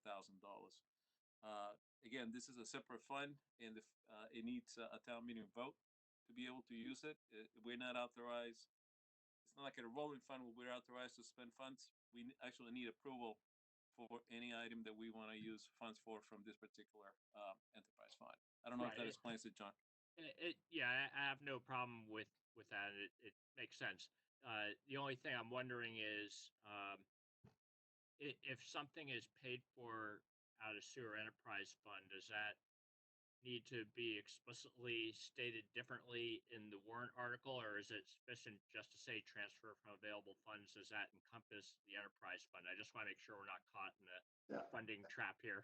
There are two separate warrant articles. 7-11 and 7-29. Right. All I'm asking is if it turns out we wanted to fund something from the sewer enterprise, there's a bunch of things that are under sewer enterprise, a bunch of things that are under free cash just in general in the warrant articles. If the town wanted to change the funding source, does that have to be specified in the warrant article, or is it sufficiently broad to say transfer from available funds that it could work either way, and the town can decide later if it somehow decided it was better to do from sewer enterprise or not? Is that flexibility there later, or does it have to be decided now when the warrant articles voted on at town meeting? I think John Denizio's got the answer. Yeah, so, so they're all put in there when we do the warrant article to give that flexibility, but when the motion actually goes to the floor at town meeting, it's specific. Okay, Tell- so that's when it fixes the funding source. Thank you very much. Yeah, I think in the sort of Ways and Means has influence on that, and we can say how we'd like it to be worded. You know, if we think it should be changed or we have a good rationale for it. Mr. Chairman, the main motion is always made by the Ways and Means and specified what the source is. And secondly, I would just add that I'm still of the opinion that there's a lot of high-quality military equipment out there that's available for a lot less money. Thank you. Thanks, Bill. Question? Mike? So the backup that I'm looking at online, I don't see prices on each individual vehicle. But my main question then was the mini excavator that we may push off. What is the price of that? That's 84,000. Okay. So we take the 512 and we are kind of taking a wait and see on the 84,000 out of that. Correct. Okay, thank you. I mean, approving it authorizes the whole amount, but with the commitment mentioned earlier, not to spend it till later. Right. Okay, can I have a motion for 7-Eleven for $457,500?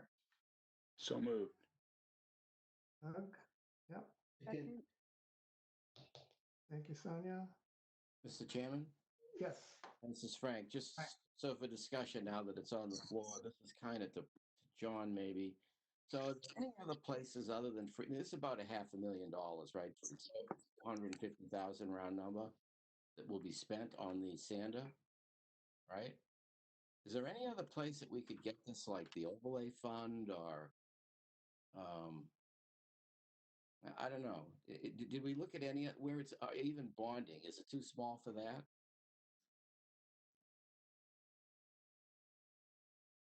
I'm just on a preserve free cash binge. That's the bottom line. I don't know, John or Paul, do you have any comments on other sources? You might be in a better position to know what's available. Frank, thank you, Mr. Chairman. We typically don't borrow for vehicles, and again, the unwritten threshold is $500,000 or more. And again, for us, that would be like sort of borrowing for a pack of gum over 10 years. The town hasn't done it, and the reason why we haven't done that is we try to save the funding for large ticket capital items. Okay. I think the overlay's out there, but I think that we'd sort of use that as our savings fund for fire trucks. And again, I think everybody understands that one fire truck can blow the whole capital plan. So that's sort of what the town's history has been, is to sort of fund fire trucks out of overlay as those become necessary. Yeah, that's exactly what I was thinking, that we have used it, I think, for some of the more expensive trucks, maybe like around 800,000. You wouldn't consider it for, this is up in the $500,000 range. You wouldn't consider it for this? Well, we have, I think the ladder truck, the tower is the next fire truck up, and that's actually almost like a double fire truck. So I think that's close to 1.5 million, and we're gonna have to figure that one out very shortly. So Okay. we'd like to, preserve sort of that, the town's history of sort of doing that out of overlay and just sort of preserve those funds. So that's a really big ticket item for us, and that's the next fire truck up is as far as I know. Okay, thank you. All right, anything further to the motion? If not, let's jump into the roll call here. Brad Bond, Yes. Diane Creedon, Yes. Doug Davidson, Yes. Frank Monaco, Yes. Don Eiler, Yes. Mike Hardy, Yes. Bill Gallagher, No. Sonia Rollins, Yes. Steve Moran, Yes. Susan Harrigan. Yes. Thank you. 10 You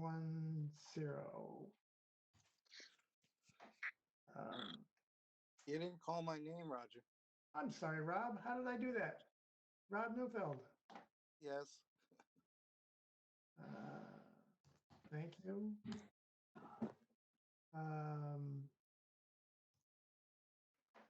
All right. Doug, shall we press on? Do you want to do the other one? I know it's a little out of order, but since we talked about 729, that other part of the vehicle program, you want to do Sure. that one now? Maybe, yeah. So you want me to jump on that? So basically, this is the last piece of equipment. It's also a small Ranger that we're replacing with a 1-ton pickup truck for this year. You know, the Ranger has $127,000 and it's a 2009. It's barely need to be replaced. And one of the advantages of replacing it with a truck with a plow is going to give us that extra truck for the winter time as well. All right. That's S12, right? From the S12, correct. Yeah.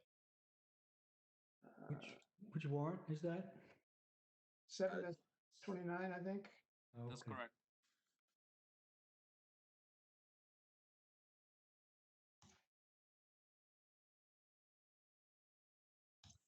Is there anything else to be said about that one? Actually, I have a background question. If anybody has an inclination that we could vote any of these together, feel free to suggest that, but I guess we should just keep going what we've been doing here. Do we have a motion for, sorry, I lost the amount here. 55,000. So moved. All right, thank you. Second, Mr. Chairman. All right. 55,000 out of, this is transferred out of the enterprise fund, right? So,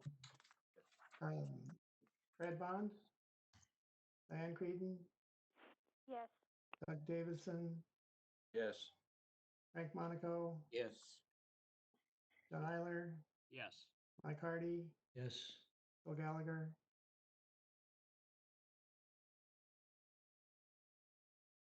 Did I lose you, Phil? Yes. Thank you. Bob Newfeld, Yes. Sonia Rollins, Yes. Steve Moran, Yes. Susan Harrigan. Yes. 1100. All right. So Doug, are we back up to 7-12? 12? Yes, 40,000. So the Tyco dry valves, again, John can give us more detail. I believe this is one of three years. Is that true, John? These dry valves are what keep the sprinkler systems dry until water is called for, so that the pipes up in the ceilings don't have water under pressure in them all the time. They're actually have air. And then if there's a fire and there's a call for water, then the water is pumped through. So that way, if you can't have a leaky sprinkler head over somebody's desk, you can't have something leaking all weekend, or a broken sprinkler head then floods an entire building over the weekend.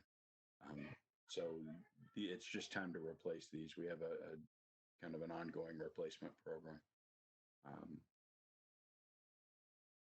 Oftentimes this comes out of the operating budget, but I think because of the amount, then it has been proposed to come out of free cash. John, So do you have any if I input? may, the only thing that I'll add is when these ones will do the fire headquarters, library, town hall, and the town hall annex.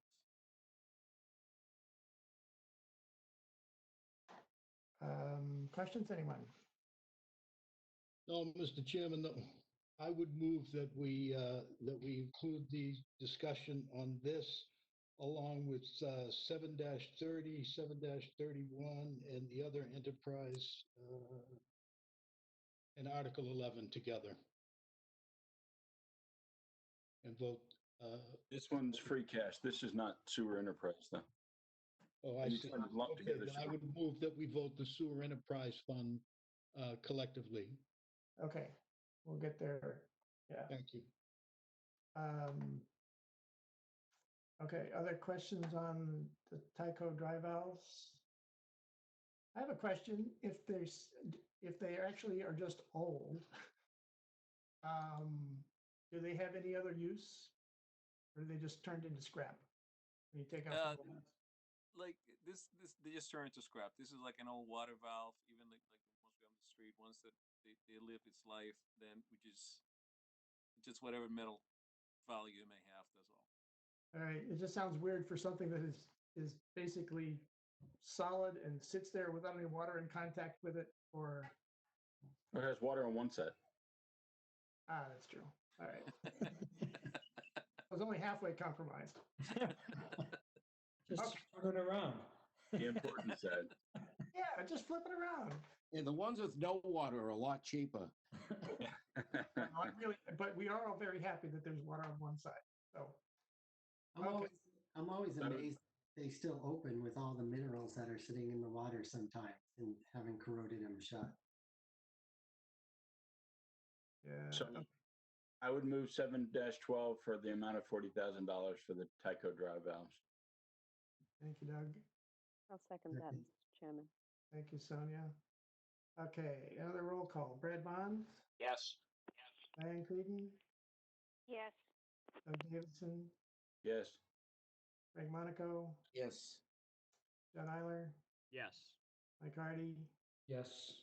Bill Gallagher, Yes. Rob Newfeld, Yes. Sonia Rollins, Yes. Steve Moran, Yes. Susan Harrigan. Yes. Thank you. 11-0-0.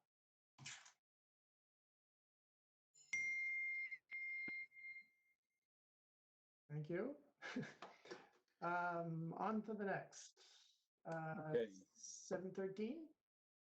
Facility upgrades and energy conservation measures. This is primarily replacing the HVAC on the library, which is past its predicted lifespan. I believe this is something that has been up before. Is that true, John? I know last year we approved replacing the roof of the library, and because it was the HVAC and the rooftop units were in the plan for this year, it was decided that we would hold off on the roof until this was done, so that you wouldn't be right on a brand new roof and working on that and possibly damaging the new roof.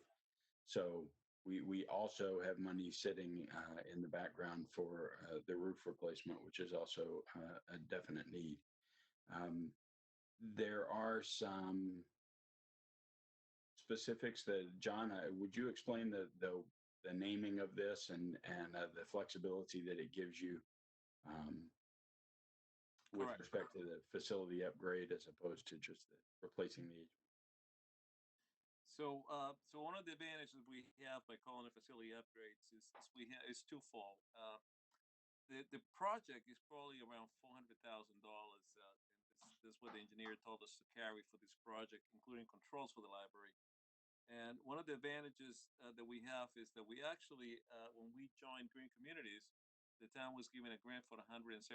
And this was an effort that was done here in the office by Rachel Kaplan. She actually did a lot of work with a lot of work from all the departments, as well as building, planning, and to get all these things going, which allowed us to have $173,000, which reduces how much we needed to ask for the RTU units of the library. Once we do the project, we typically get rebates from the utilities. The idea of keeping it as the facilities upgrades and energy conservation is it allows us to put those rebates back into this account and then do more energy work in the town. And one particular project that we've been looking at is to do the LED upgrades at some of the buildings, including the library, town hall, town annex, fire headquarters. So the idea being that whatever money is left over from this project or returned via rebates, we can utilize to move to the next phase of that project, as opposed to otherwise it would have gone into the general fund. If you recall, the town meeting approved funds like that in 2015. And it worked out really, really well. We rolled that over several times with the rebates. We did a lot of work in the town hall and the annex. We did work at the Grandview. And I included in the backup that you have how much we actually reduced energy by, how much we've saved since we actually did those upgrades here in 2015. So we hope to continue with that trend, which has been helping us. And you see it in my budget every time we submit when it comes to energy. Those numbers don't typically go up year after year. And the reason for that is because of all these energy programs that we get involved with. So that's why we named it the same as we had in the past, facility upgrades and energy conservation measures. All right. Questions, anyone?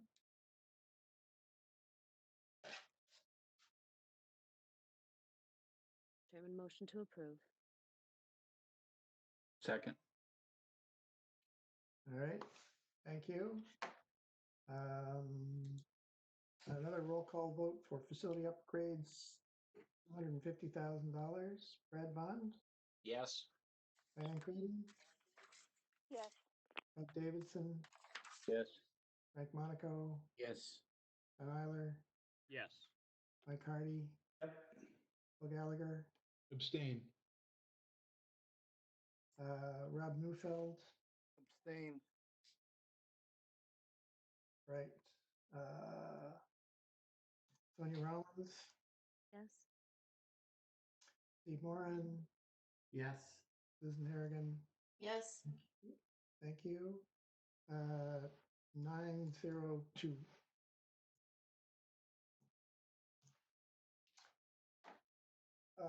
On to the next, Doug. Town hall generator 7-15. Another piece of equipment that's kind of well beyond its expected lifespan, and it's been causing more and more trouble with almost monthly needs for some kind of service call or attention. This is an important piece of equipment for our emergency preparedness, and not something that we felt like could be put off.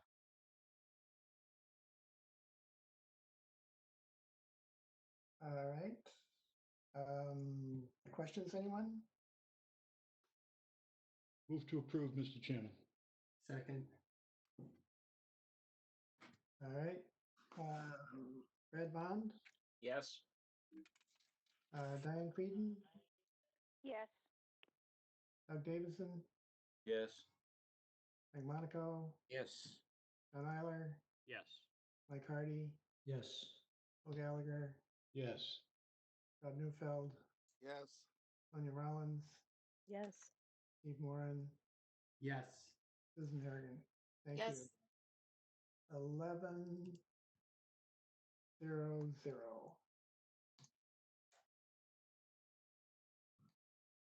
So the next three we talked about lumping together for a vote, but we'll discuss them one at a time, I assume. So we want me to move forward with that, Roger? So Yes. 729. 729 we voted already. correct? 730, 731, and Article 11. Oh, Right. Yes. So 730, the Francis Wyman Pump Station design. This is just the design for a rebuild of that pump station. Then next year they'll be coming with the actual project cost. It's an old station. It's time to redo it. It's time to fix it, repair it.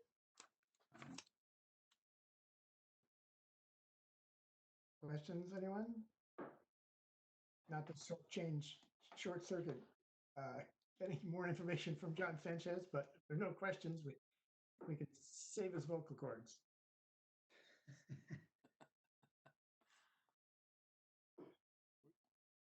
So you want me to move on? Yes, please. Pump station maintenance, an ongoing expenditure where they try to stay ahead of problems and keep the stuff moving down the line.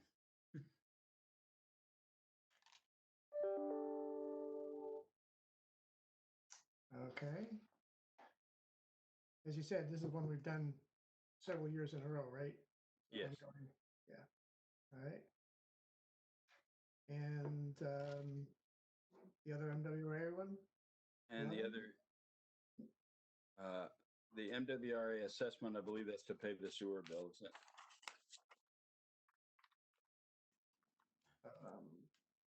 Yeah, Can't that's really correct. not pay that bill. I guess you could, but I'm pretty sure this will be unanimous. Well, not to lead anybody on here. Okay. Questions, anyone? so without doing the math, I would move approval of 7-30, 7-31, and Article 11, all from, I'm sorry, yeah, Article 11, the MWRA assessment, all from the Sewer Enterprise Fund for the listed amounts, respectively, of $300,000, $120,000, and $6,152,437. So moved, or seconded.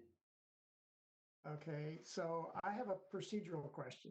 Do we, when I asked Amy about this earlier, if we're going to vote things together, do we actually have to have a separate vote to change the procedure? Yes. Okay, so I guess, can I have a motion to change the procedure to be able to vote warrant articles together? No, it's only for this, it's only for this specific. The motion is to talk about them individually and vote them collectively, 29, 30, 31, and 11. That's the motion. It only applies to this particular vote. Okay. All right. So, Phil, you said we actually have to vote on the procedural change and then the motion with all three? Yes. I think there's some other things that we might want to group together too. Yes, we would have to make that motion as well. Different fund. So can't we do a motion, can't we have a procedural motion to change, to make it possible so that any grouping we can vote together? Instead of having to always have sort of two motions? Well, no, because you have to approve which ones you're going to vote together. All right, I guess, well, let me just say that that's the way it would be done at town meeting. In my view, it would be your prerogative how it's done. all right, well, having been moderator, and I'll take your advice here. All right, so we have a motion to just change the procedure to be able to vote on 7:30, 7:31, and 11 together. So a roll call vote for that change in procedure. Brad Bond? Yes. Diane Creedon? Yes. Ed Davidson? yes. Mike Monaco? Yes. John Eiler? Yes. Mike Hardy? Yes. Phil Gallagher? Yes. Rob Newfield? Yes. Sonia Rollins? Yes. Steve Moran? Yes. And Susan Harrigan. Thank you. Yes. Sorry. I'm getting ahead of myself. 11:00. Okay, so now on the motion to vote the sum of the three items on 7:30, 7:31, and 11. I think we still have that motion sitting here active, right? Yes. Doug Yes. made that motion. So we can move on to the roll call for that amount. Brad Bond, Yes. Diane Creedon, Yes. Doug Davidson, Yes. Frank Monaco, Yes. John Eiler, Yes. Mike Hardy, Yes. Phil Gallagher, Yes. Sonia Rollins, Yes. Steve Moran, Yes. Susan Harrigan. Yes. Thank you. 11:00. Okay. You forgot me again. I'm sorry, Rob. You got to ask more questions. I guess I was hearing your voice. Anyway, Yes. thank you, Rob. 11:00. So Doug, MWRA inflow and infiltration debt service. This is an annual expenditure, comes out of the sewer I&I fund. This is the money, it's a 75% grant, 25% zero interest loan from MWRA. And so this is our payment on the zero interest loan.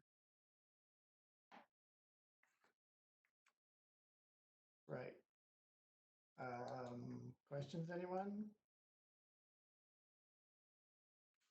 Yes. Chairman motion. Oh, sorry, John. Sorry, Go just a quick comment. In the online backup, it has a pointer to a memo, but it goes to the revolving fund. So I'm assuming that might be a mistake. May want to update that link. Thank you.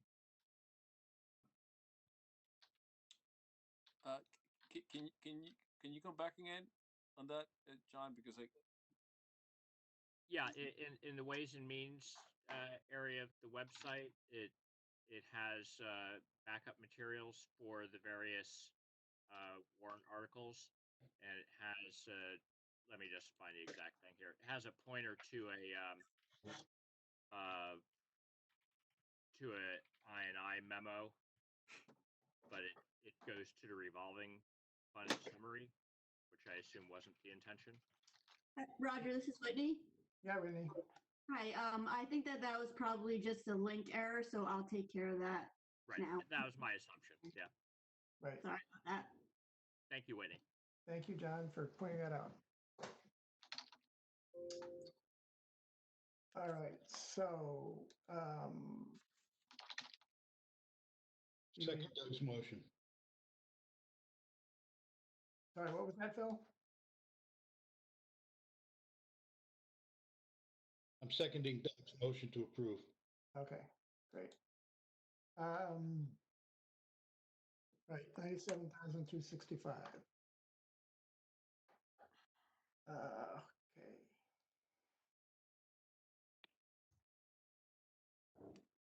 All right, little booking meeting here.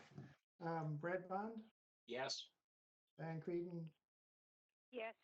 Doug Davidson, Yes. Mike Monaco, Yes. John Eiler, Yes. Mike Hardy, Yes. Bill Gallagher, Yes. Rob Newfeld, Yes. I'll shut them off in a week. Sonia Rollins, Yes. Steve Moran, Yes. Steve? Yes. I'm sorry, I missed it. Susan Hack. Sorry. I checked to make sure my mute was off. All right. 1100.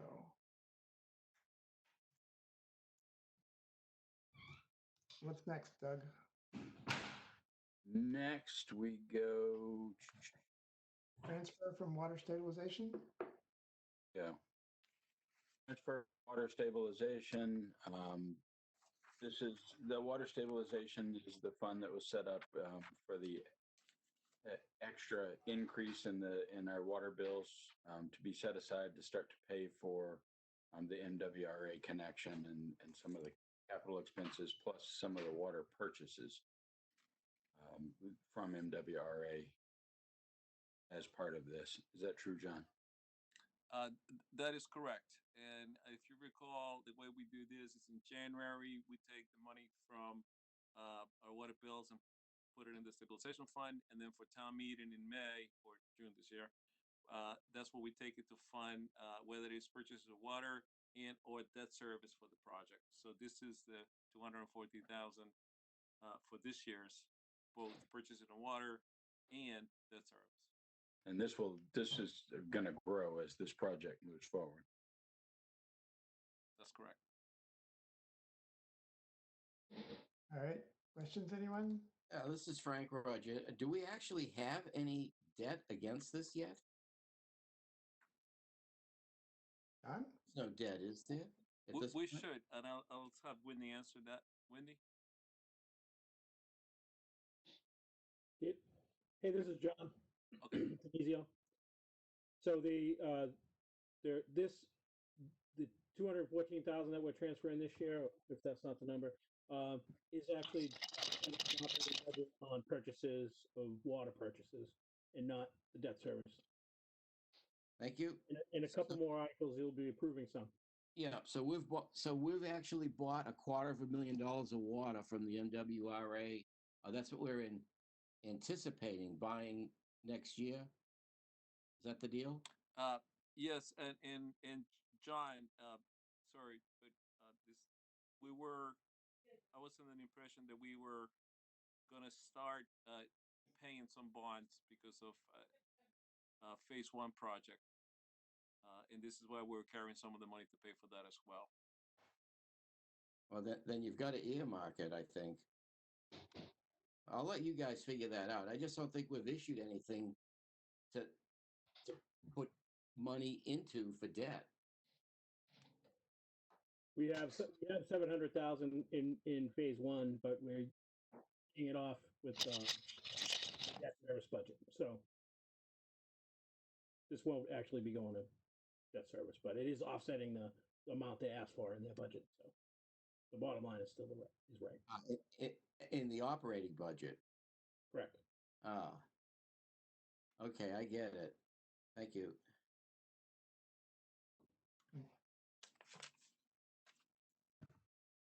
Anything further, or can I have a motion? That we approve the transfer from the Water Stabilization Fund, 14,000. Second. All right. Thank you. Second. All right, roll call. Brad Bond, Yes. Diane Creedon, Yes. Doug Davidson. Yes. You must have said yes, Doug, Yes. but Frank Monaco, Yes. John Eiler, Yes. Mike Hardy, Yes. Bill Gallagher, Yes. Rob Newfeld, Yes. Sonia Rollins, Yes. Steve Moran, Yes. sorry, I didn't hear it, Steve. Yes. I'm not sure why the mic is cutting out now. All right. Fix that. Maybe there's just a little bit of lag from the button to the, anyway, Susan Harrigan, Yes. thank you. 1100. So Article 12, DPW road and parking lot construction, $3 million.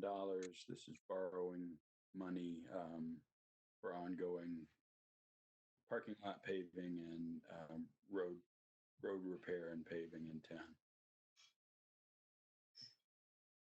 John, detail. Sorry, I have Mr. Hayes on the line. Can you talk on this article, Tom, please? Sure. This article has, well, an article similar to this has been going to town meeting every 2 years since I believe like 2008. Started much smaller, and over time we've town meeting has been very generous about increasing it. So we're at this point now. We're investing $2 million every 2 years into the roads and $1 million every 2 years into various town-wide parking lots.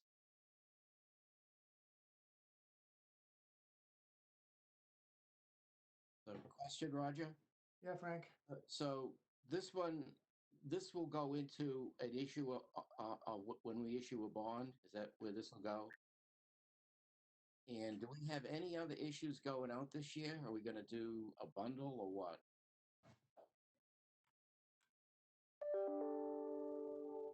Yes, Frank, we do have a bundle. We're starting up with the DPW facility, so that's going to be a part of it. And I think we'll be tightening up whatever we haven't borrowed yet on Fire Station 2 as well. Okay, so we'll do the bundle, but each item is bonded separately. And and is there a band for each one of them, or does it all go out as one big aggregate? Each one is different depending upon when we're going to use the actual money. It's all timed based upon when we're going to spend the actual dollars.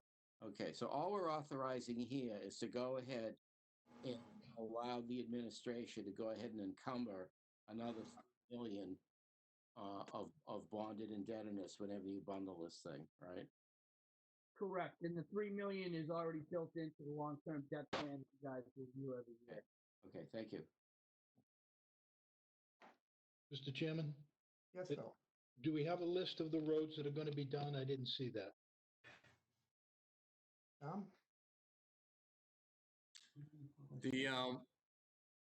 This $3 million will fund projects over the next 2 years. So the roads we're currently doing this year are up on our website under projects and programs. We have a list in our bid documents, but the work we're doing this year is funded from 2000, I believe it's fiscal year 19 road bond from 2018. So we don't have a list of the roads that are potentially going to be done by this $2 million. No, we don't project on our road pavement program because it's very fluid. We don't project out more than 2 years. We could, I could generate a list based on our pavement management program of the streets we intend to do in the 2 years. But we don't typically publish it because a lot of folks get upset because we coordinate a lot of the work we do with other utilities. So if we say we're going to do your road in 2021 and the National Grid comes in and they decide they want to replace the gas main before we pave, then a lot of folks get upset when we push their street back a year. So we typically, I promise folks that all the streets are on the list, and I guarantee they'll get done when the equipment shows up. But for the most part, we don't publish streets until we have them in the queue. And we guarantee the National Grid or Eversource, as mother utility company, don't plan to dig up a road after we pave it. I understand. Thank you, Mr. Chairman. All right. Other questions?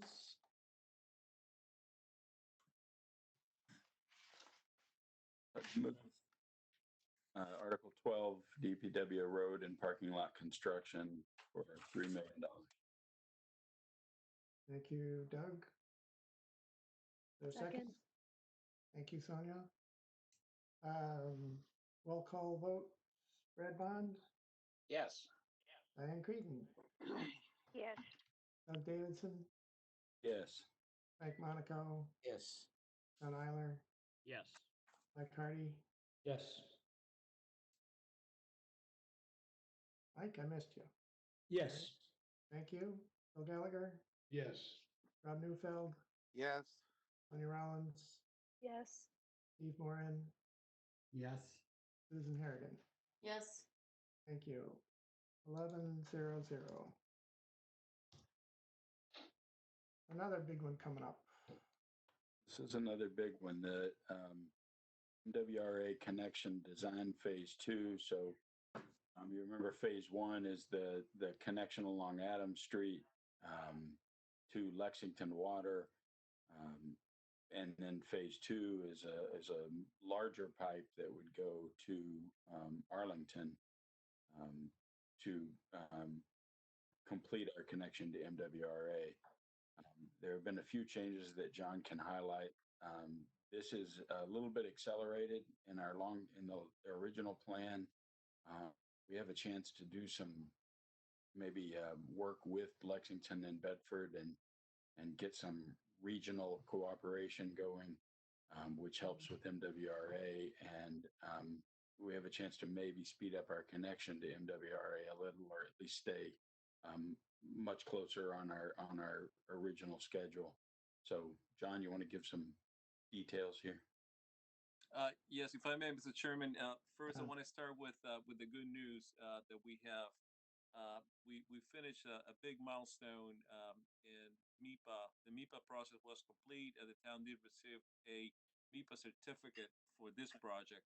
It's been 2 years in the making to get to this point.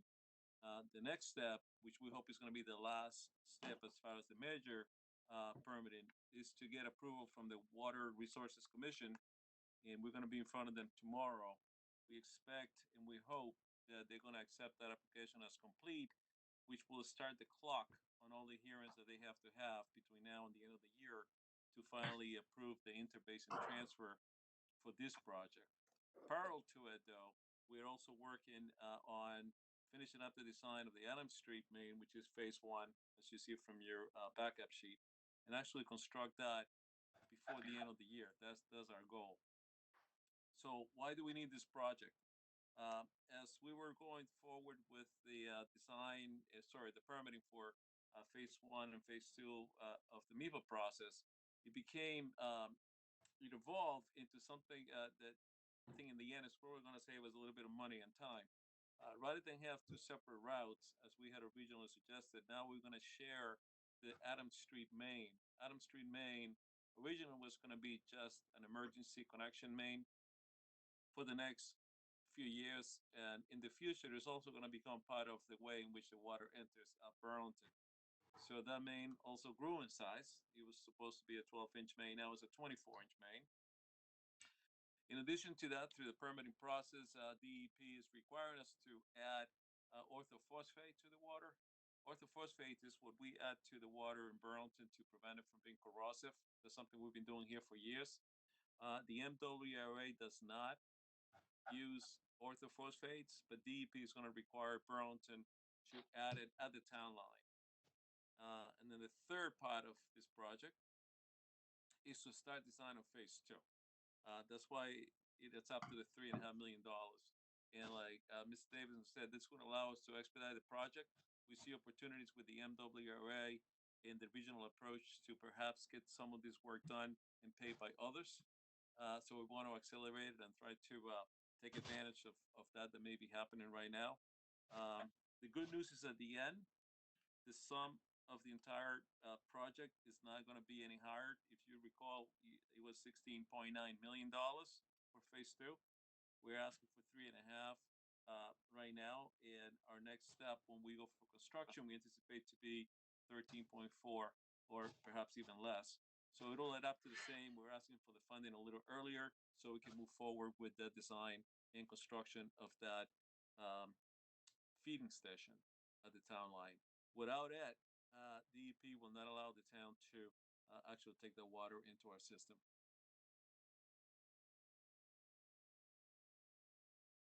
Chairman, a question for John. Yeah, Phil. John, I think I misunderstood. Did you say that we put anti-corrosion to the water, but MWRA doesn't? Correct. I said that. The MWRA uses the way they keep the water from being corrosive is by adjusting the pH of the water. So they also accomplish the same via a different method. And DEP feels that they will feel more comfortable with us using the same method we have used for years. They're afraid that somehow the water from the MWRA may affect their water mains and all of a sudden make the water corrosive. We hope that that's not the case, but again, this at the end, they're the regulators. They want our water to be compatible. And as you know, the goal is to maintain the mill pond treatment plant operational. And since the two waters have to combine and mix, they will prefer for the two waters to have the same chemistry. So this is why we have to add the ortho. I presume you saw the Flint documentary on that subject. Thank you. Sorry, John, quick question. So if they're adjusting the pH in the water that they're delivering to us, are we going to notice a difference in the pH? So once you start adding ortho, things may change, and the feed station that we're going to have is going to have the ability to change the pH also by adding chlorine in the future. We are not anticipating using chlorine right away, but perhaps in the future we may need to. So that's a way in which the pH will get adjusted. But we have done the analysis to make sure that they will be compatible and that the ortho can be added at a higher pH without any issues. All of that had to be this. By the way, this is what we've been doing the last 2 years to get to where we are right now.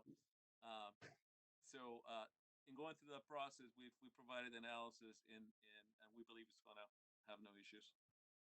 Thanks. Other questions? All right, can I have a motion for item 13, WRA connection design phase 2 for $3.5 million? So moved. Mr. Chairman. Stevenson, all right. Another roll call vote, Brad Bond? Yes. Thank you. Diane Creedon? Yes. Doug Davison? Yes. Frank Monaco? Yes. I missed it, Frank. Yes. Thank you. John Eiler? Yes. Mike Ready? Yes. Phil Gallagher? Yes. Rob Neufeld? Yes. Sonia Rollins? Yes. Steve Moran? Yes. Susan Harrigan? Yes. Thank you. 1100. Okay. Oh, this one should be fun. 14, acceptance of Chapter 90. So move. Move to approve. Motion to approve? Second. All right. Too bad we can't vote by unanimous consent. So another roll call. Brad, Let me think for a second.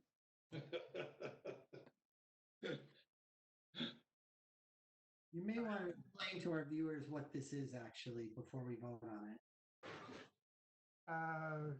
good point.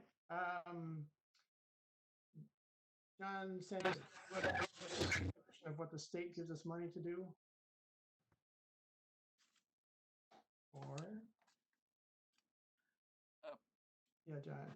Yes. What do we use Chapter 90 money for? So the state gives cities and towns funding for the repair and reconstruction of roadways based on a formula they have. It has to do with population, miles of roads, and a couple of other things. And so every town gets a little piece of the pie.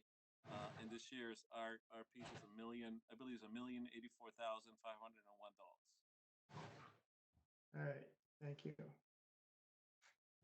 Can I resume the roll call, or shall I go back? Doug Davison, where I left off. Thanks, Doug. Yes. Frank Monaco. Yes. Frank, yes. John Eiler, Yes. Mike Hardy, Yes. Bill Gallagher, Yes. Rob Newfeld, Big yes. thank Sonia Rollins, Yes. Steve Moran, Yes. Susan Harrigan. Yes. Thank you. 1100.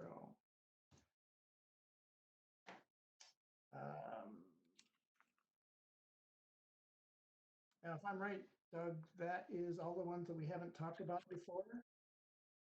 So what about Article 8, sidewalk construction? Yes, except that one.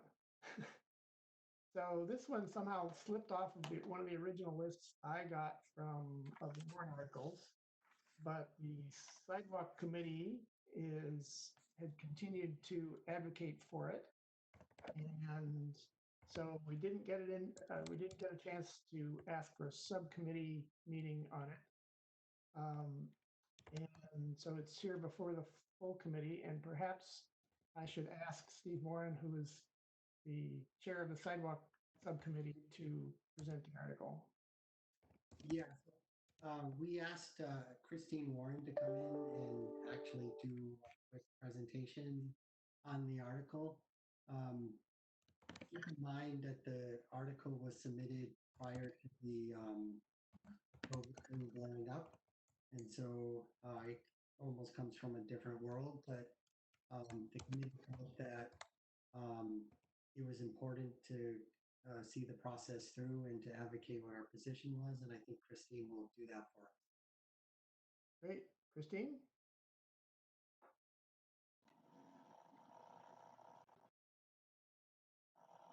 Can you hear me?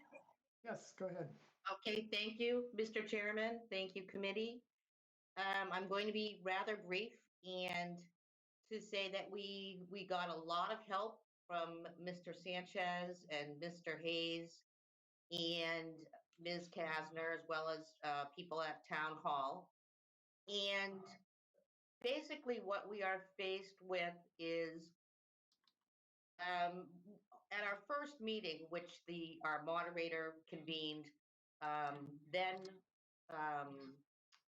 town administrator John Petrin, before Paul became the administrator, let us know that prior to 2013, the town had no policy on replacing sidewalks.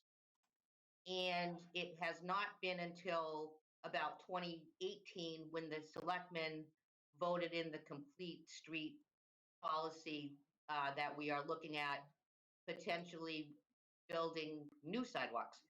How have we gotten some new sidewalks? We've gotten them, the planning board has done a good job of advocating for sidewalks with projects that come before them. There are sometimes we can, can be eligible for grants if they are tied to economic development. But this is a case where what we would like to see is to give the DPW the resources, because it is also important that we investment at the local level is also critical. And I don't know if I can I share something from my screen quickly? Am I able to do that, or should I do it through chat? I think you can. Okay, I'm going to give it a shot.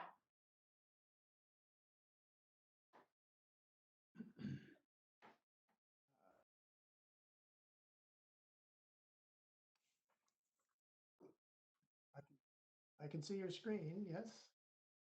Is there a map up there? No. Okay, all right, hold on. Let me. You have to pick the right window.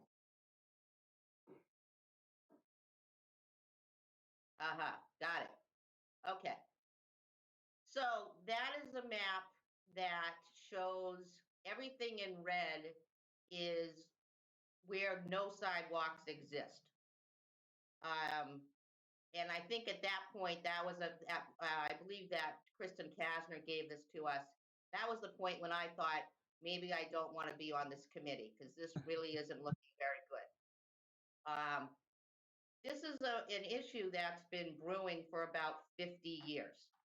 And so what we would like to have, and I'll stop sharing that now,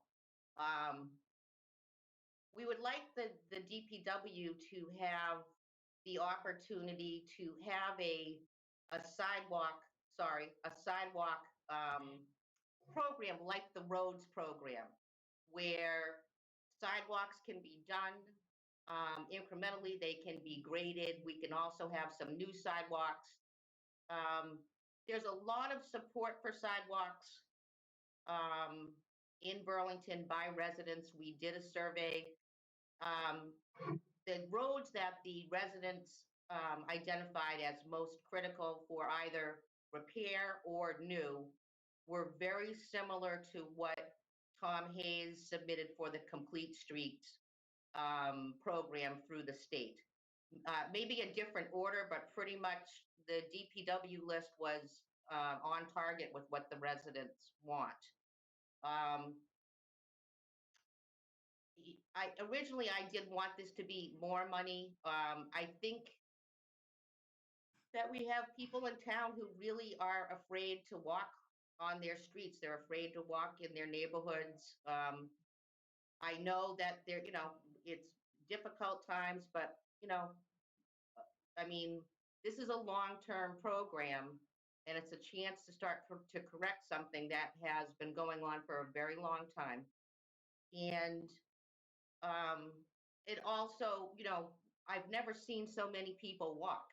I had no idea, or none of us did, that walking would be a main form of exercise. Walking around the block, saying hello to people would be a social event. And so I feel that, speaking for myself, that I feel that this is actually more important now than it ever has been. And it affects all residents, not residents of a certain age group or, or people that use certain services, but everybody uses sidewalks. So anyway, this would be we would want funding every year for, for decades to come, basically. I believe that Mr. Sanchez, when I had asked, what would it cost to do all the sidewalks, I think that he had said something like 20 million, and Mr. Sanchez can correct me on that. Clearly, we're not going to do that. I would have liked to have given $1 million a year and fix it in 20 years, but I understand we can't do that. But at least we can start chipping away at this so that the next generation of residents don't have to face all of this on their own. And I thank you for your time. Thank you, Christine.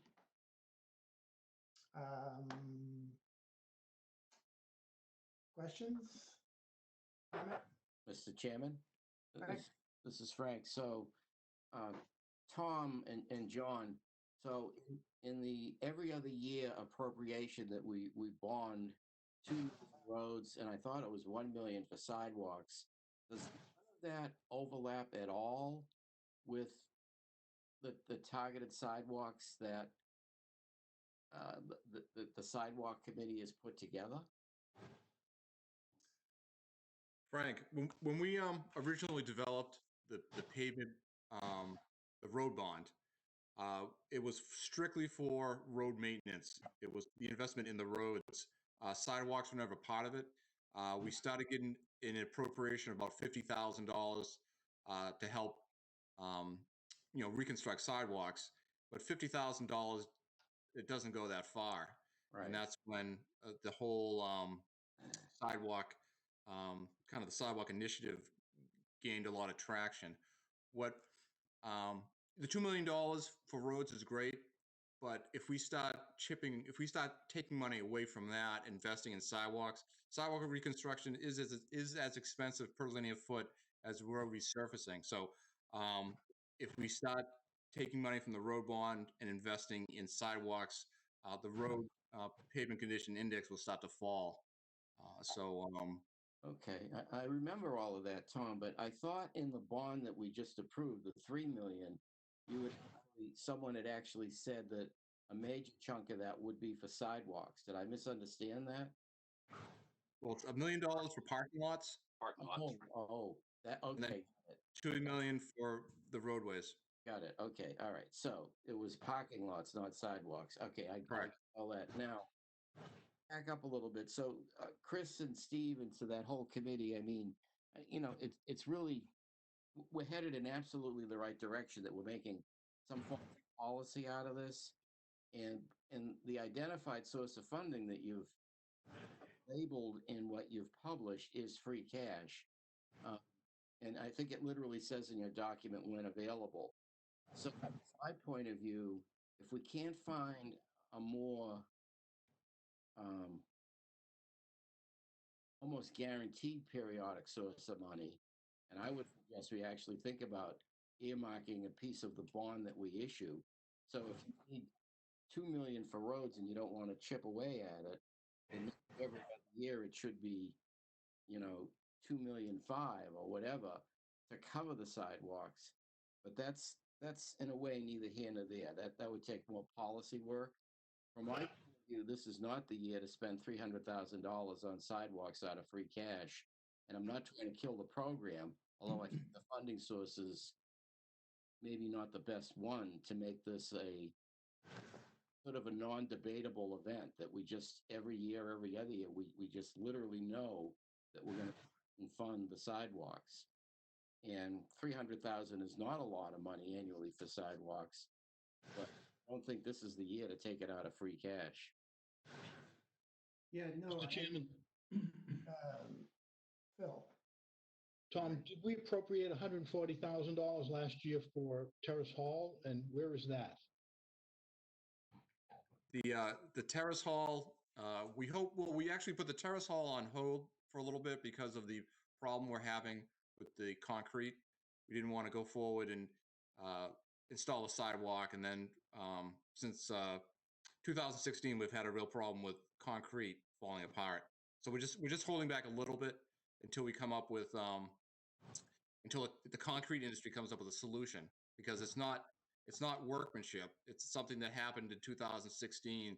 Sidewalks, probably, I know Massachusetts wide, but probably nationwide, are having an issue. So the de-ices hit it, the salt hits it, and it's not all the sidewalk. It's load by load. So whether it's the cement or whether it's the design mix, there's something really funny happening in the industry. So we're just holding tight, but we have the money that was appropriated for that. I think it's around 100,000 that was put aside. Yeah, I thought. Well, okay, thanks. I see the flaking problem on a regular basis. but that is in the queue. That gap is in the queue, and the money is still in the bank. We're holding on to it until we can complete that section. Thank you, Mr. Chairman. Yeah, other questions? Mr. Chairman, if I may. Sonia. So I agree with Frank that this might be a difficult year to do that, and I commend the committee because I think sidewalks are important, and I'm a proponent of that. I guess my question for DPW is, if we're on a hold for Francis Wyman, then even if this money were to be appropriated, I'm assuming Francis Wyman would come first once the concrete issue resolves itself. Tom, would that be a reasonable assessment? Well, we have various types of sidewalks. We have concrete and granite. We have granite and bituminous on bituminous. So it depends on the classification of the street, which will determine what type of sidewalk we put in. So, we would kind of hold. I think right now we're on a holding pattern on any sort of concrete, but we still go forward and build sidewalks with bituminous or bituminous and granite. Yeah, and the selectmen had made that call, if I remember correctly, on which had the granite curbing and which had the bituminous. Am I right on that too? On the main roads. Went through a policy and selected all the gateway roads and all the secondaries and decided what treatment they'll receive. Right. So my question or my comment, I guess, for the committee is this something that you envision we could hold for a year with the knowledge that, as Frank said, it makes sense to be adding this in to a bonding schedule, because just like we take care of our roadways, I do believe we need sidewalks, but is it in fact the right year to be spending $300,000 out of free cash on that when we've asked department heads to prioritize certain things, and you've seen department heads pull certain things out to refrain from spending too much in a year? And I guess in my stance, I'm wondering if, where 300,000 isn't really gonna, how long of a sidewalk's that gonna give us, Tom? I mean, it's not like doing a street, right? A $300,000 number. Well, 300,000 depending on what type of sidewalk. So if it's, say for instance, if it was concrete with granite, it would get you about 3,000 feet. So about $100 a foot. If it's another type, you can go further. If it's a bituminous with granite, you get a little more mileage out of it. I mean, my preference would be to support the idea of putting together something maybe for the next fiscal year, and then having that be something that we vote on annually, as similar as we do to the streets. I'm just not comfortable saying that taking 300,000 out of free cash this year for that, again, when we've asked department heads to pull certain things back that are important as well. I think if we present it to town meeting that it's coming, and hopefully by next year we'll have a better look or a better take on what we'll have for free cash available for the following fiscal year. If I may respond to that, Mr. Chair. So I do recognize that this is a tough challenge. When we originally submitted the warrant article, this was pre-COVID-19 restaurants and everything was humming along at full throttle. So 300,000 seemed like a reasonable number to move forward with. And then, of course, COVID-19 came out, and of course, budgets are getting slashed. We see this as like a critical investment into the community's future, and we'd absolutely would love to continue to work to identify a funding source. And if we can put something that was in the budget that was allocated on an annual basis, we would be, I think, amenable to that. The idea is that this is something that can be dialed down depending on what the situation is in terms of the economy, in terms of what's available. And I think that's the reason why we had gone with free cash. But the opportunity to work with the town and get support both through Ways and Means and from the town to do this in an operating budget style or a bonded style, I think would be something that the committee would be amenable to. Adam, Christine, I don't know if you have thoughts on that. I would be disappointed if it got postponed, but because we haven't done anything, I mean, whether times were good or bad, when we've got to start sometime, but I would be amenable to it being part of funding, rather than free cash that could be done automatically every 2 years. I just, I want people to keep in mind that there are people in this community that do not feel safe walking. And there's some real problems with that. And I think it's a matter of, quality of life, and also of, Burlington's, stance in terms of people not being put into that position. We got a lot of comments. There were people that, said, I mean, maybe not now, but they wouldn't walk down their street to their neighborhood park because they were afraid of the cars, so they would drive their children to the park. There were people that were afraid to drive, to walk to school. So, there were a lot of there are people on streets that, I mean, I have the liberty of walking around my neighborhood. I think, um, some of us do and some of us don't, and I think we do want to even that out around town, sooner rather than later. Thank you. Mr. Chairman? Yeah, Phil, Frank. So I don't want to belabor this, Chris. I think we would have never gotten this passed through town meeting the couple of times we did. If it isn't recognized that it's a betterment to the community, it's an investment in the town, it's something that would make things just better for everybody, but it's incredibly expensive. So that was my whole point to this is we need a recurring, reliable, agreed to level and source of funding, or you will be fighting forever trying to get it passed every year, having one long discussion after another. And I think it's just not the way to do it. So I really would encourage the administration to try to figure out a way to make this part of a borrowing schedule or an operating budget schedule at some number rather than depending on free cash, because I think that's just a bad way to fund an important program that's an investment in the community. And if we can't do it with a operating budget or borrowing kind of budget, then what it says is the community can't really afford it, because free cash is never going to be available on an ongoing basis the way it has been for the past previous 3 years.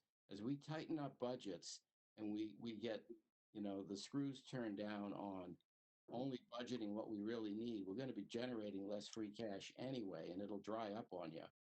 So, Okay, good point. Okay, well, I will welcome the opportunity then to revisit this next year. Actually, it won't be next year because the DPW requests the money for roads and parking lots every 2 years. So I believe that would be not next year, but the year after.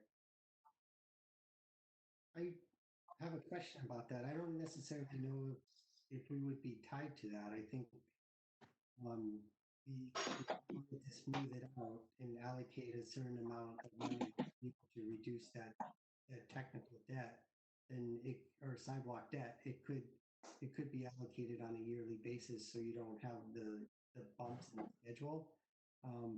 But we could work with DPW and the town administrators to figure out how to bond that. Okay, fair enough. Okay, I agree, Frank, that it needs to be rolled into a program that's going to have continuity. And I'm assuming that sidewalks have a lifetime, which makes them eligible to be bonded. Or, whatever it is, 10 years or 20 years or 50 years, or so. It would fit into the bonding schedule if that's the way we want to spend the money. Concrete sidewalks work perfectly. I'm confident of that. Yeah. All right. So, anyone suggest what kind of a motion we should put on this? Can I make one point? I was on this committee, Mr. Chair. Yes, Adam. So I just want to say I can see the direction this is going, but I'm gonna make Custer's last stand. One of the provisions that we put in this intentionally was we understand. I am in agreement with you that this is not the year to spend an extra 3,000 on sidewalks, but it's and I understand your point regarding the bonding. But the way that we structured is so the years that we can afford it. This is not one of them.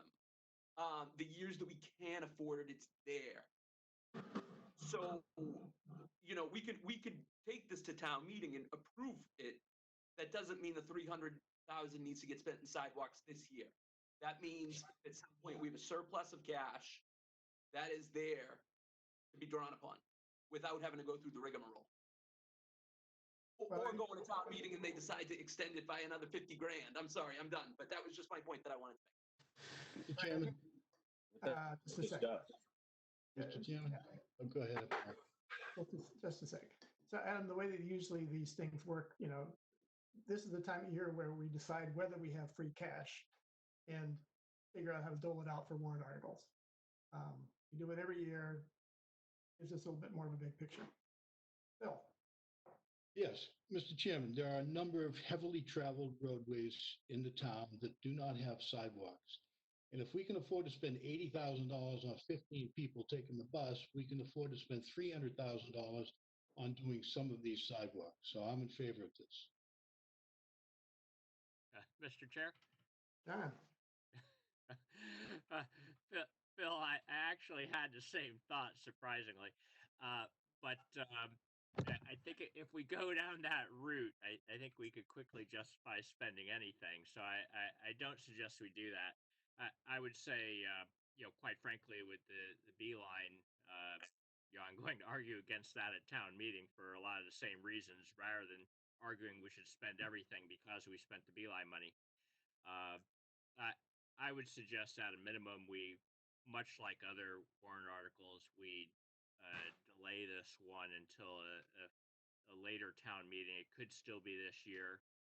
If by some miracle it looks like revenues and free cash are great, then we have the opportunity to do it.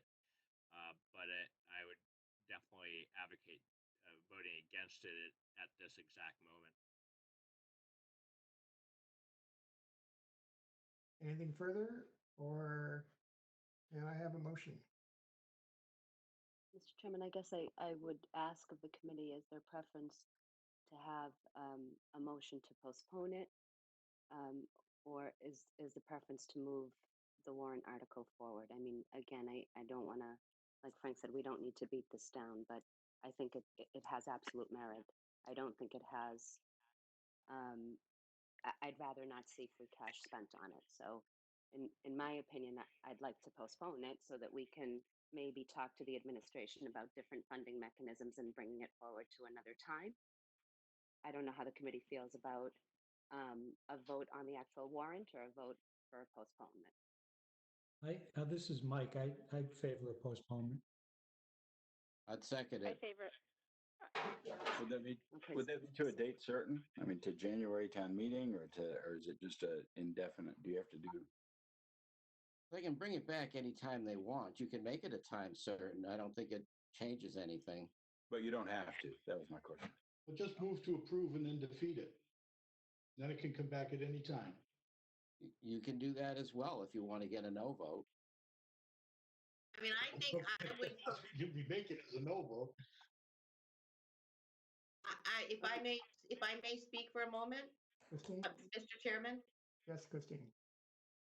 I would probably, although I really appreciate Phil's support and advocacy, I feel that postponement probably is the best idea, but I think we're going to need advice on, not now, but about whether it should be free cash or it should be bonded, because in my mind, $300,000 isn't enough to bond by itself. So I don't know who we would be talking with, I guess with Mr. Sanchez, about what else it could be bundled with. But at any rate, I would prefer a postponement.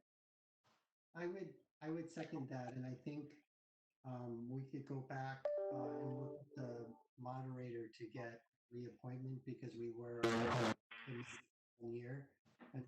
go back and work with the administration, whether it's Paul or John from the finance side and the DPW, just to figure out how we can structure that program so that way it can be funded on a yearly basis. It sounds like from the committee's perspective, there is support for it. It just needs to be structured in a way that is recurring and is structured rather than waiting for free cash. And of course, having much better economic times than we currently are experiencing now. So I would respectfully ask that we have it withdrawn at this time, or a motion to postpone to a certain date. You can make that motion, Steve, yourself. So I respectfully make the motion to postpone this to indefinitely so that the committee can bring it back at a later date after talking with the administration and the moderator. I'd second that, Mr. Chairman. All right. Anything further? Can I go ahead with a roll call vote on the motion to postpone indefinitely? Brad? Yes. Diane? Yes. Doug Davidson? Yes. Mike Monaco? Yes. John Eiler? Yes. Mike Hardy? Yes. Bill Gallagher? Symbolically, no. I don't know how to record that. Well, I do anyway. Rob Neufeld? Yes. Sonia Rollins? Yes. Steve Moran? Yes. Susan Harrigan? Yes. All right. 10-1-0. All right, so. Thank you for your time this evening. Yes, thank you, Christine. Thank you to the sidewalk committee. Just keep going. We'll get there. Yeah, keep up the good work. Yes. All right, so Doug, I think Town Hall 2 or DPW, there's nothing further that we haven't discussed and we haven't voted on. Right. Up to date. All right.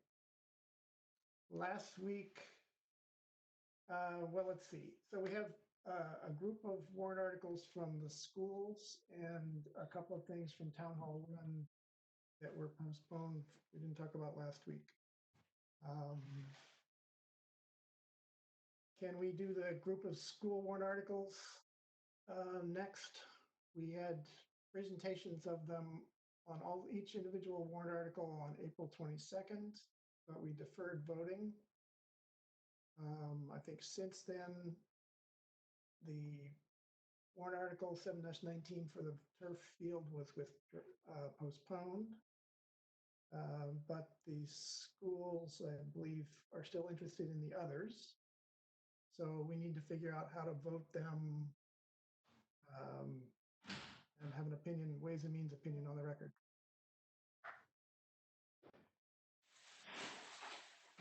Anyone want to suggest how we should vote this group? At a minimum, it would be good to understand the new total.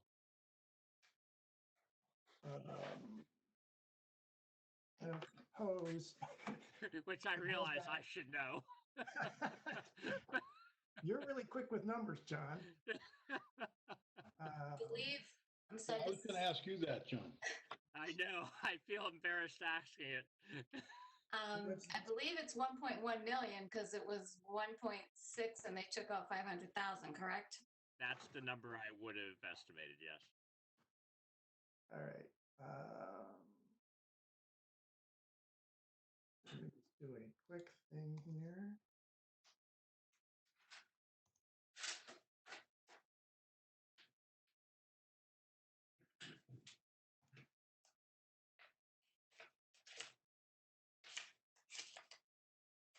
Yes, that's the number I came up with. Thank you, Susan.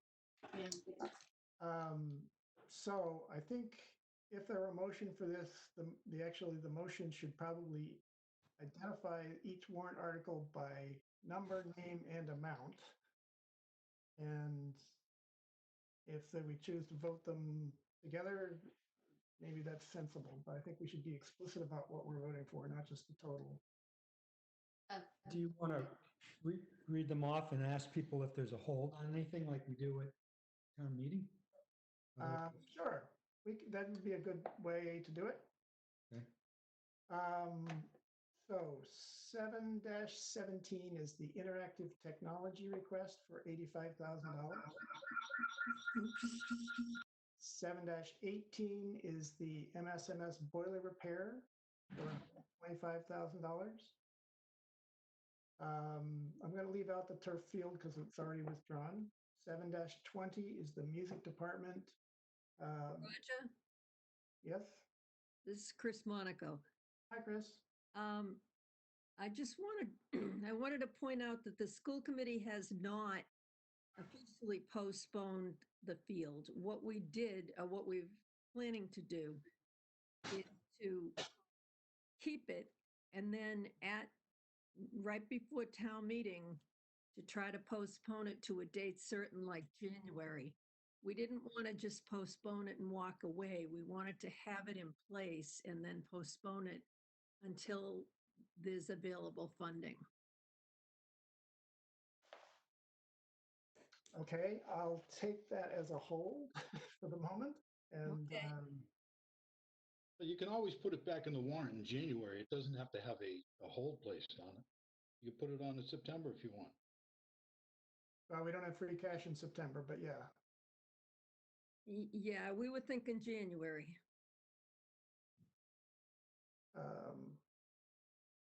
We didn't, after discussing various scenarios with Paul, we kind of decided January was our target. Well, the warrant is open 45 days before January, so you have the option of putting it on at any time prior to that. Right. But you don't generally ask for funding, so I just wanted it to be clear. Okay, so I think for Ways and Means purposes, why don't we treat that one separately? And a motion to postpone might be in order. Just Okay. For us to go on the record. That sounds good. Okay, so we got a hold on the varsity field. 7-20 is music department upgrades and it was cabinets for $50,000. 7-21 is audio technology replacement for $100,000. 7-22 is the MSMS Marshall Simons Auditorium Equipment and Safety Upgrades for $350,000. Hold. Let's see.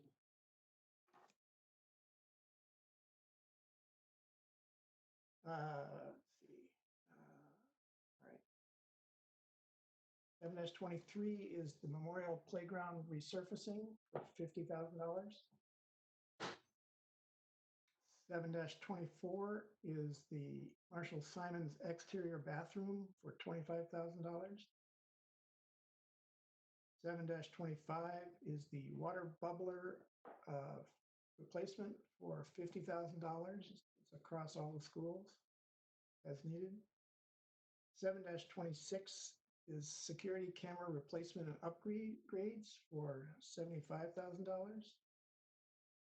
7-27 is curriculum, new curriculum. I believe it's social studies and history for $90,000. 7-28 is design work for $100,000, excuse me, or I guess that's for design consulting across a variety of projects. So I only have a hold on 7-22, which is the auditorium equipment and upgrades. And the turf was a hold. And the turf, yes, sorry, yes. I think we have representatives from the schools. I think if there are any follow-up, any questions that would be, or comments to make on the set that were not held, that would be good. So we need a Motion. motion to vote those as a group. Yes, that seems to be in order. Second.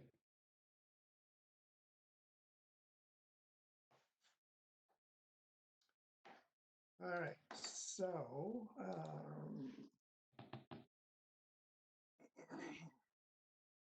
okay, a roll call for a motion to group together.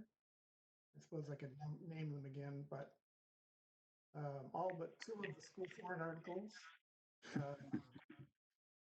Let's do that roll call to change the procedure. Brad And that Pine? total would be 750,000 is what I come up with. 700. Yes. Okay. Thank you, John. All right. Brad Bond, Yes. Diane Creedon, Yes. Doug Davison, Yes. Frank Monaco, Yes. John Eiler, Yes. Mike Hardy. Yes. Thank you, Mike. Bill Gallagher, Yes. Rob Newfeld, Yes. Sonia Rollins, Yes. Keith Moran, Yes. Susan Harrigan. Yes. Okay, thank you. Mr. Chairman, I move to vote the bundle as presented by the chairman. Second. All right, thank you.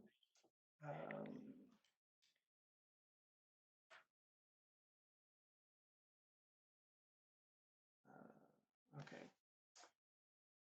All right, roll call to vote seven, I'll just voice it here, 7-17, 7-18, 7-20, 7-21, 7-23, 7-24, 7-25, 7-26, 7-27, 7-28 together for a total of $750,000.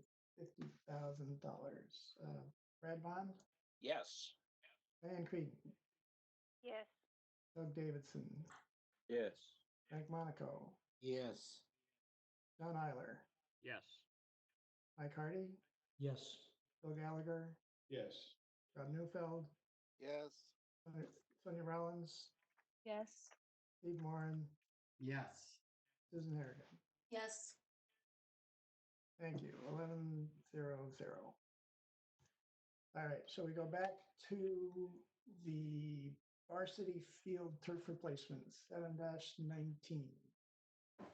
What kind of a motion would we like for that one?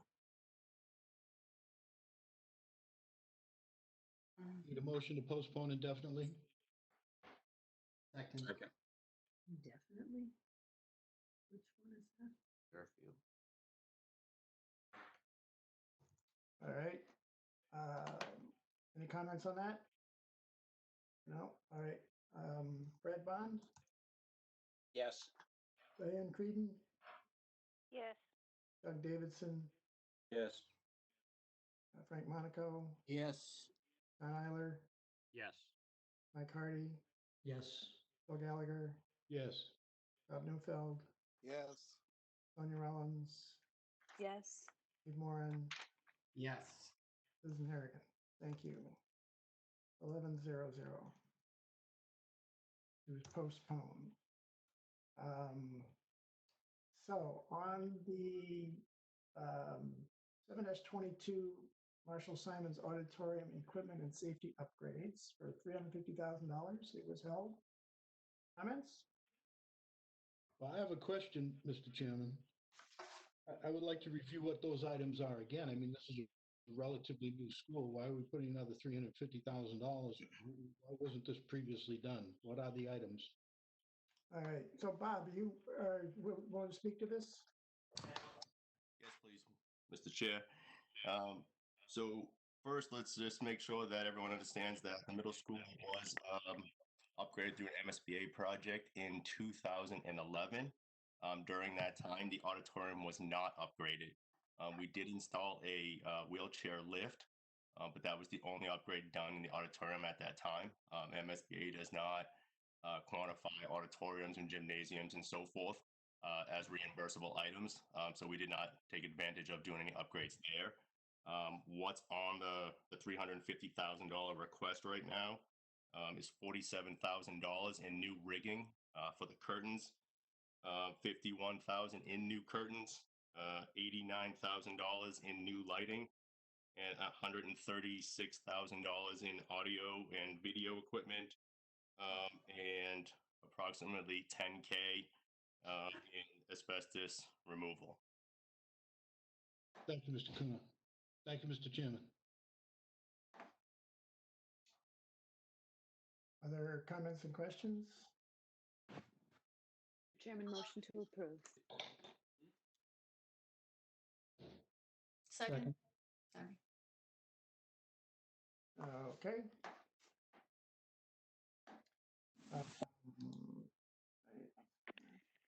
Make sure I know Are there where- reasons that this isn't, I mean, so it says safety upgrades. Are there reasons that this is a necessary expenditure this year?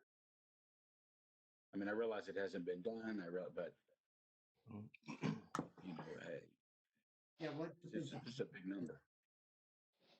Go ahead, Bob. I was gonna say, yeah, if I could through the chair. So, I would say potentially that the audio video could be questionable as far as an emergency or safety equipment. But the rigging, the curtains, and the lighting is definitely a safety concern that was brought up. We did bring an engineer in to look at it, and we brought the building department as well. The rigging is original to the building, and the curtains are starting to sag, and the equipment that's holding up the rigging is questionable.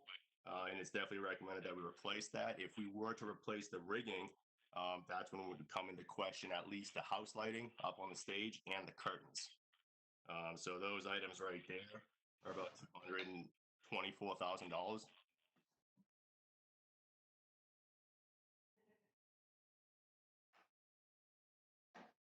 Follow up? No? Okay. Excuse me, Roger. Does anyone in the administration have a running total? Perhaps Whitney. I'm curious what the big picture is and how this fits into the big picture on warrant expenditures. Hard to throw you under the bus, Whitney. No, that's okay. So you mean in terms of free cash in total at this point? Yeah, well, I mean, we had an original target. We've shaved it back to some amount, and I'm just trying to think what is this delta on the new total. Okay, if you give me 1 second, I will pull that up. While Whitney's getting that together, Brad, I can tell you that we will carry over a little more than $10 million into next year in free cash after the adjustments that were made previously and then the couple that were made tonight that we didn't have. So we'll be at the 10.2 range, 10.2 million, 10.3 million range carried into next year. Thank you. Okay. Hi, Whitney again. So our original free cash total with the original submissions was $3,936,495. With the revisions proposed by the administration, we were looking to move $2,822,545.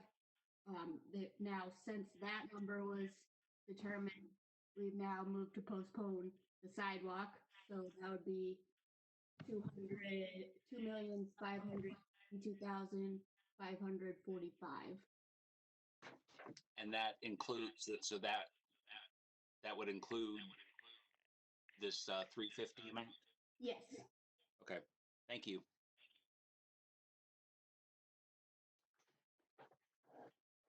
And if Mr. Chairman, if I could continue, so we're down. So we've shaved 1.5 off of 4 million, and I'm convinced that there's a safety aspect to this, so I will support this article.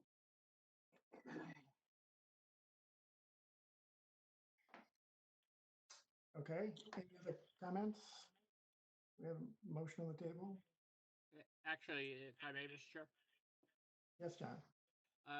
Thank you. Bob, I'm curious if the audio was postponed. Is that a fairly separable project, or is that somehow, more efficient to do with the other things?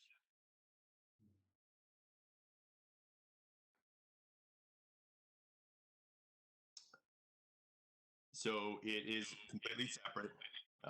There would be minimal, obviously, equipment that would need to go onto the stage and the rigging system, but it would not be the same companies that would perform that. So ideally, it could be separated. Probably wouldn't be our desire to do that, but it could. Right, I understand that. I guess I'm thinking in the spirit of deferring things that can be deferred. It feels like the 89K for the audio would be appropriate to. I guess I would make a motion to postpone the audio portion of this, which I believe was 89. You said, Bob? Approximately 130,000. 130,000. Okay. So I would suggest postponing 130 of this and approving the rest, which is more safety related and probably shouldn't be deferred. Yeah, I mean, obviously, the only thing that would potentially be a loss for us as well too is, having the electrician and everybody in house when they're doing it and running the wires, having the lifts available to us. I mean, so it's a potential added cost in those situations.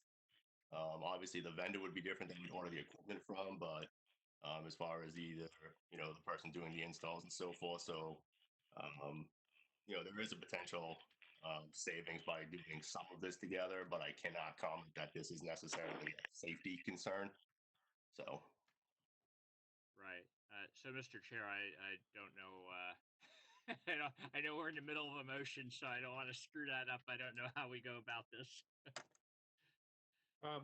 Roger, can I just say something completely speculative here? Yes, Eric. And John, not to belabor the conversation, we don't have very many large lecture spaces, and I'm not sure if we're going to need to take advantage of spreading people out in the fall. And a sound system would make that more of a teachable space for us. And again, I am not saying it's needed. I would gladly postpone. I have no idea what we're walking into. So please, I'm not saying that. We just don't have very many large teaching spaces, and that space would be difficult to teach in as it is now.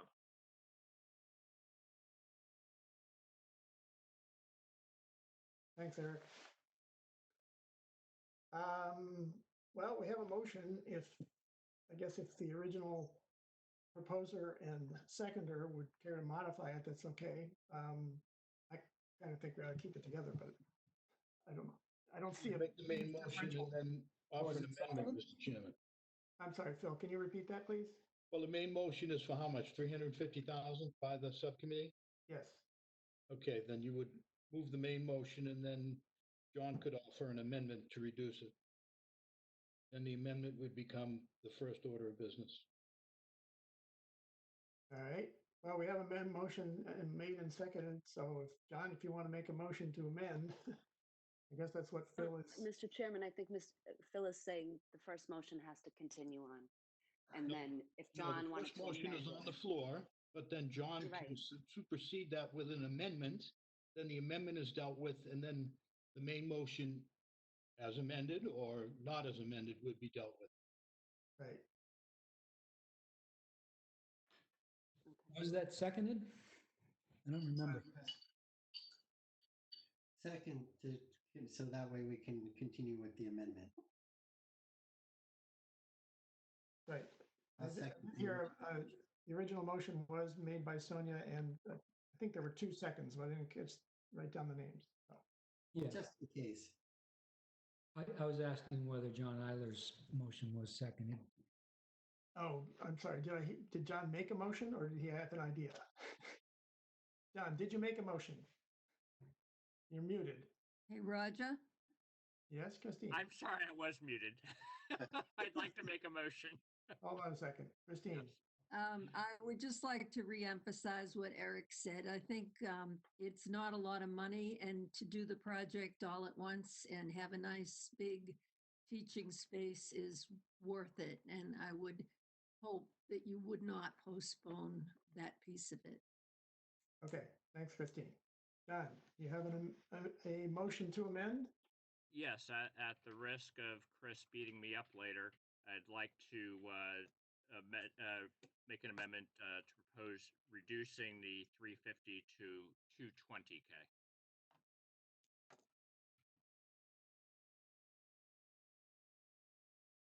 Okay, I've got a motion. And so far, I don't have a second, so back to the main motion. Thank you, Roger. Hi, Christine. What did you say? All right. I am really sorry that this meeting has gone on this long, but Yeah, I think we're losing it, Roger. yeah, let's try to finish this up. Okay, so I think we've got a motion to approve 350,000, and I'd like to go for a roll call. Ed Bond, Yes. Diane Creighton, Yes. Doug Davidson, Yes. thank you, Frank Monaco, Yes. John Eiler, With arrows in my back, yes. Those are knives, John. come on, you got to stick up for your principles, buddy.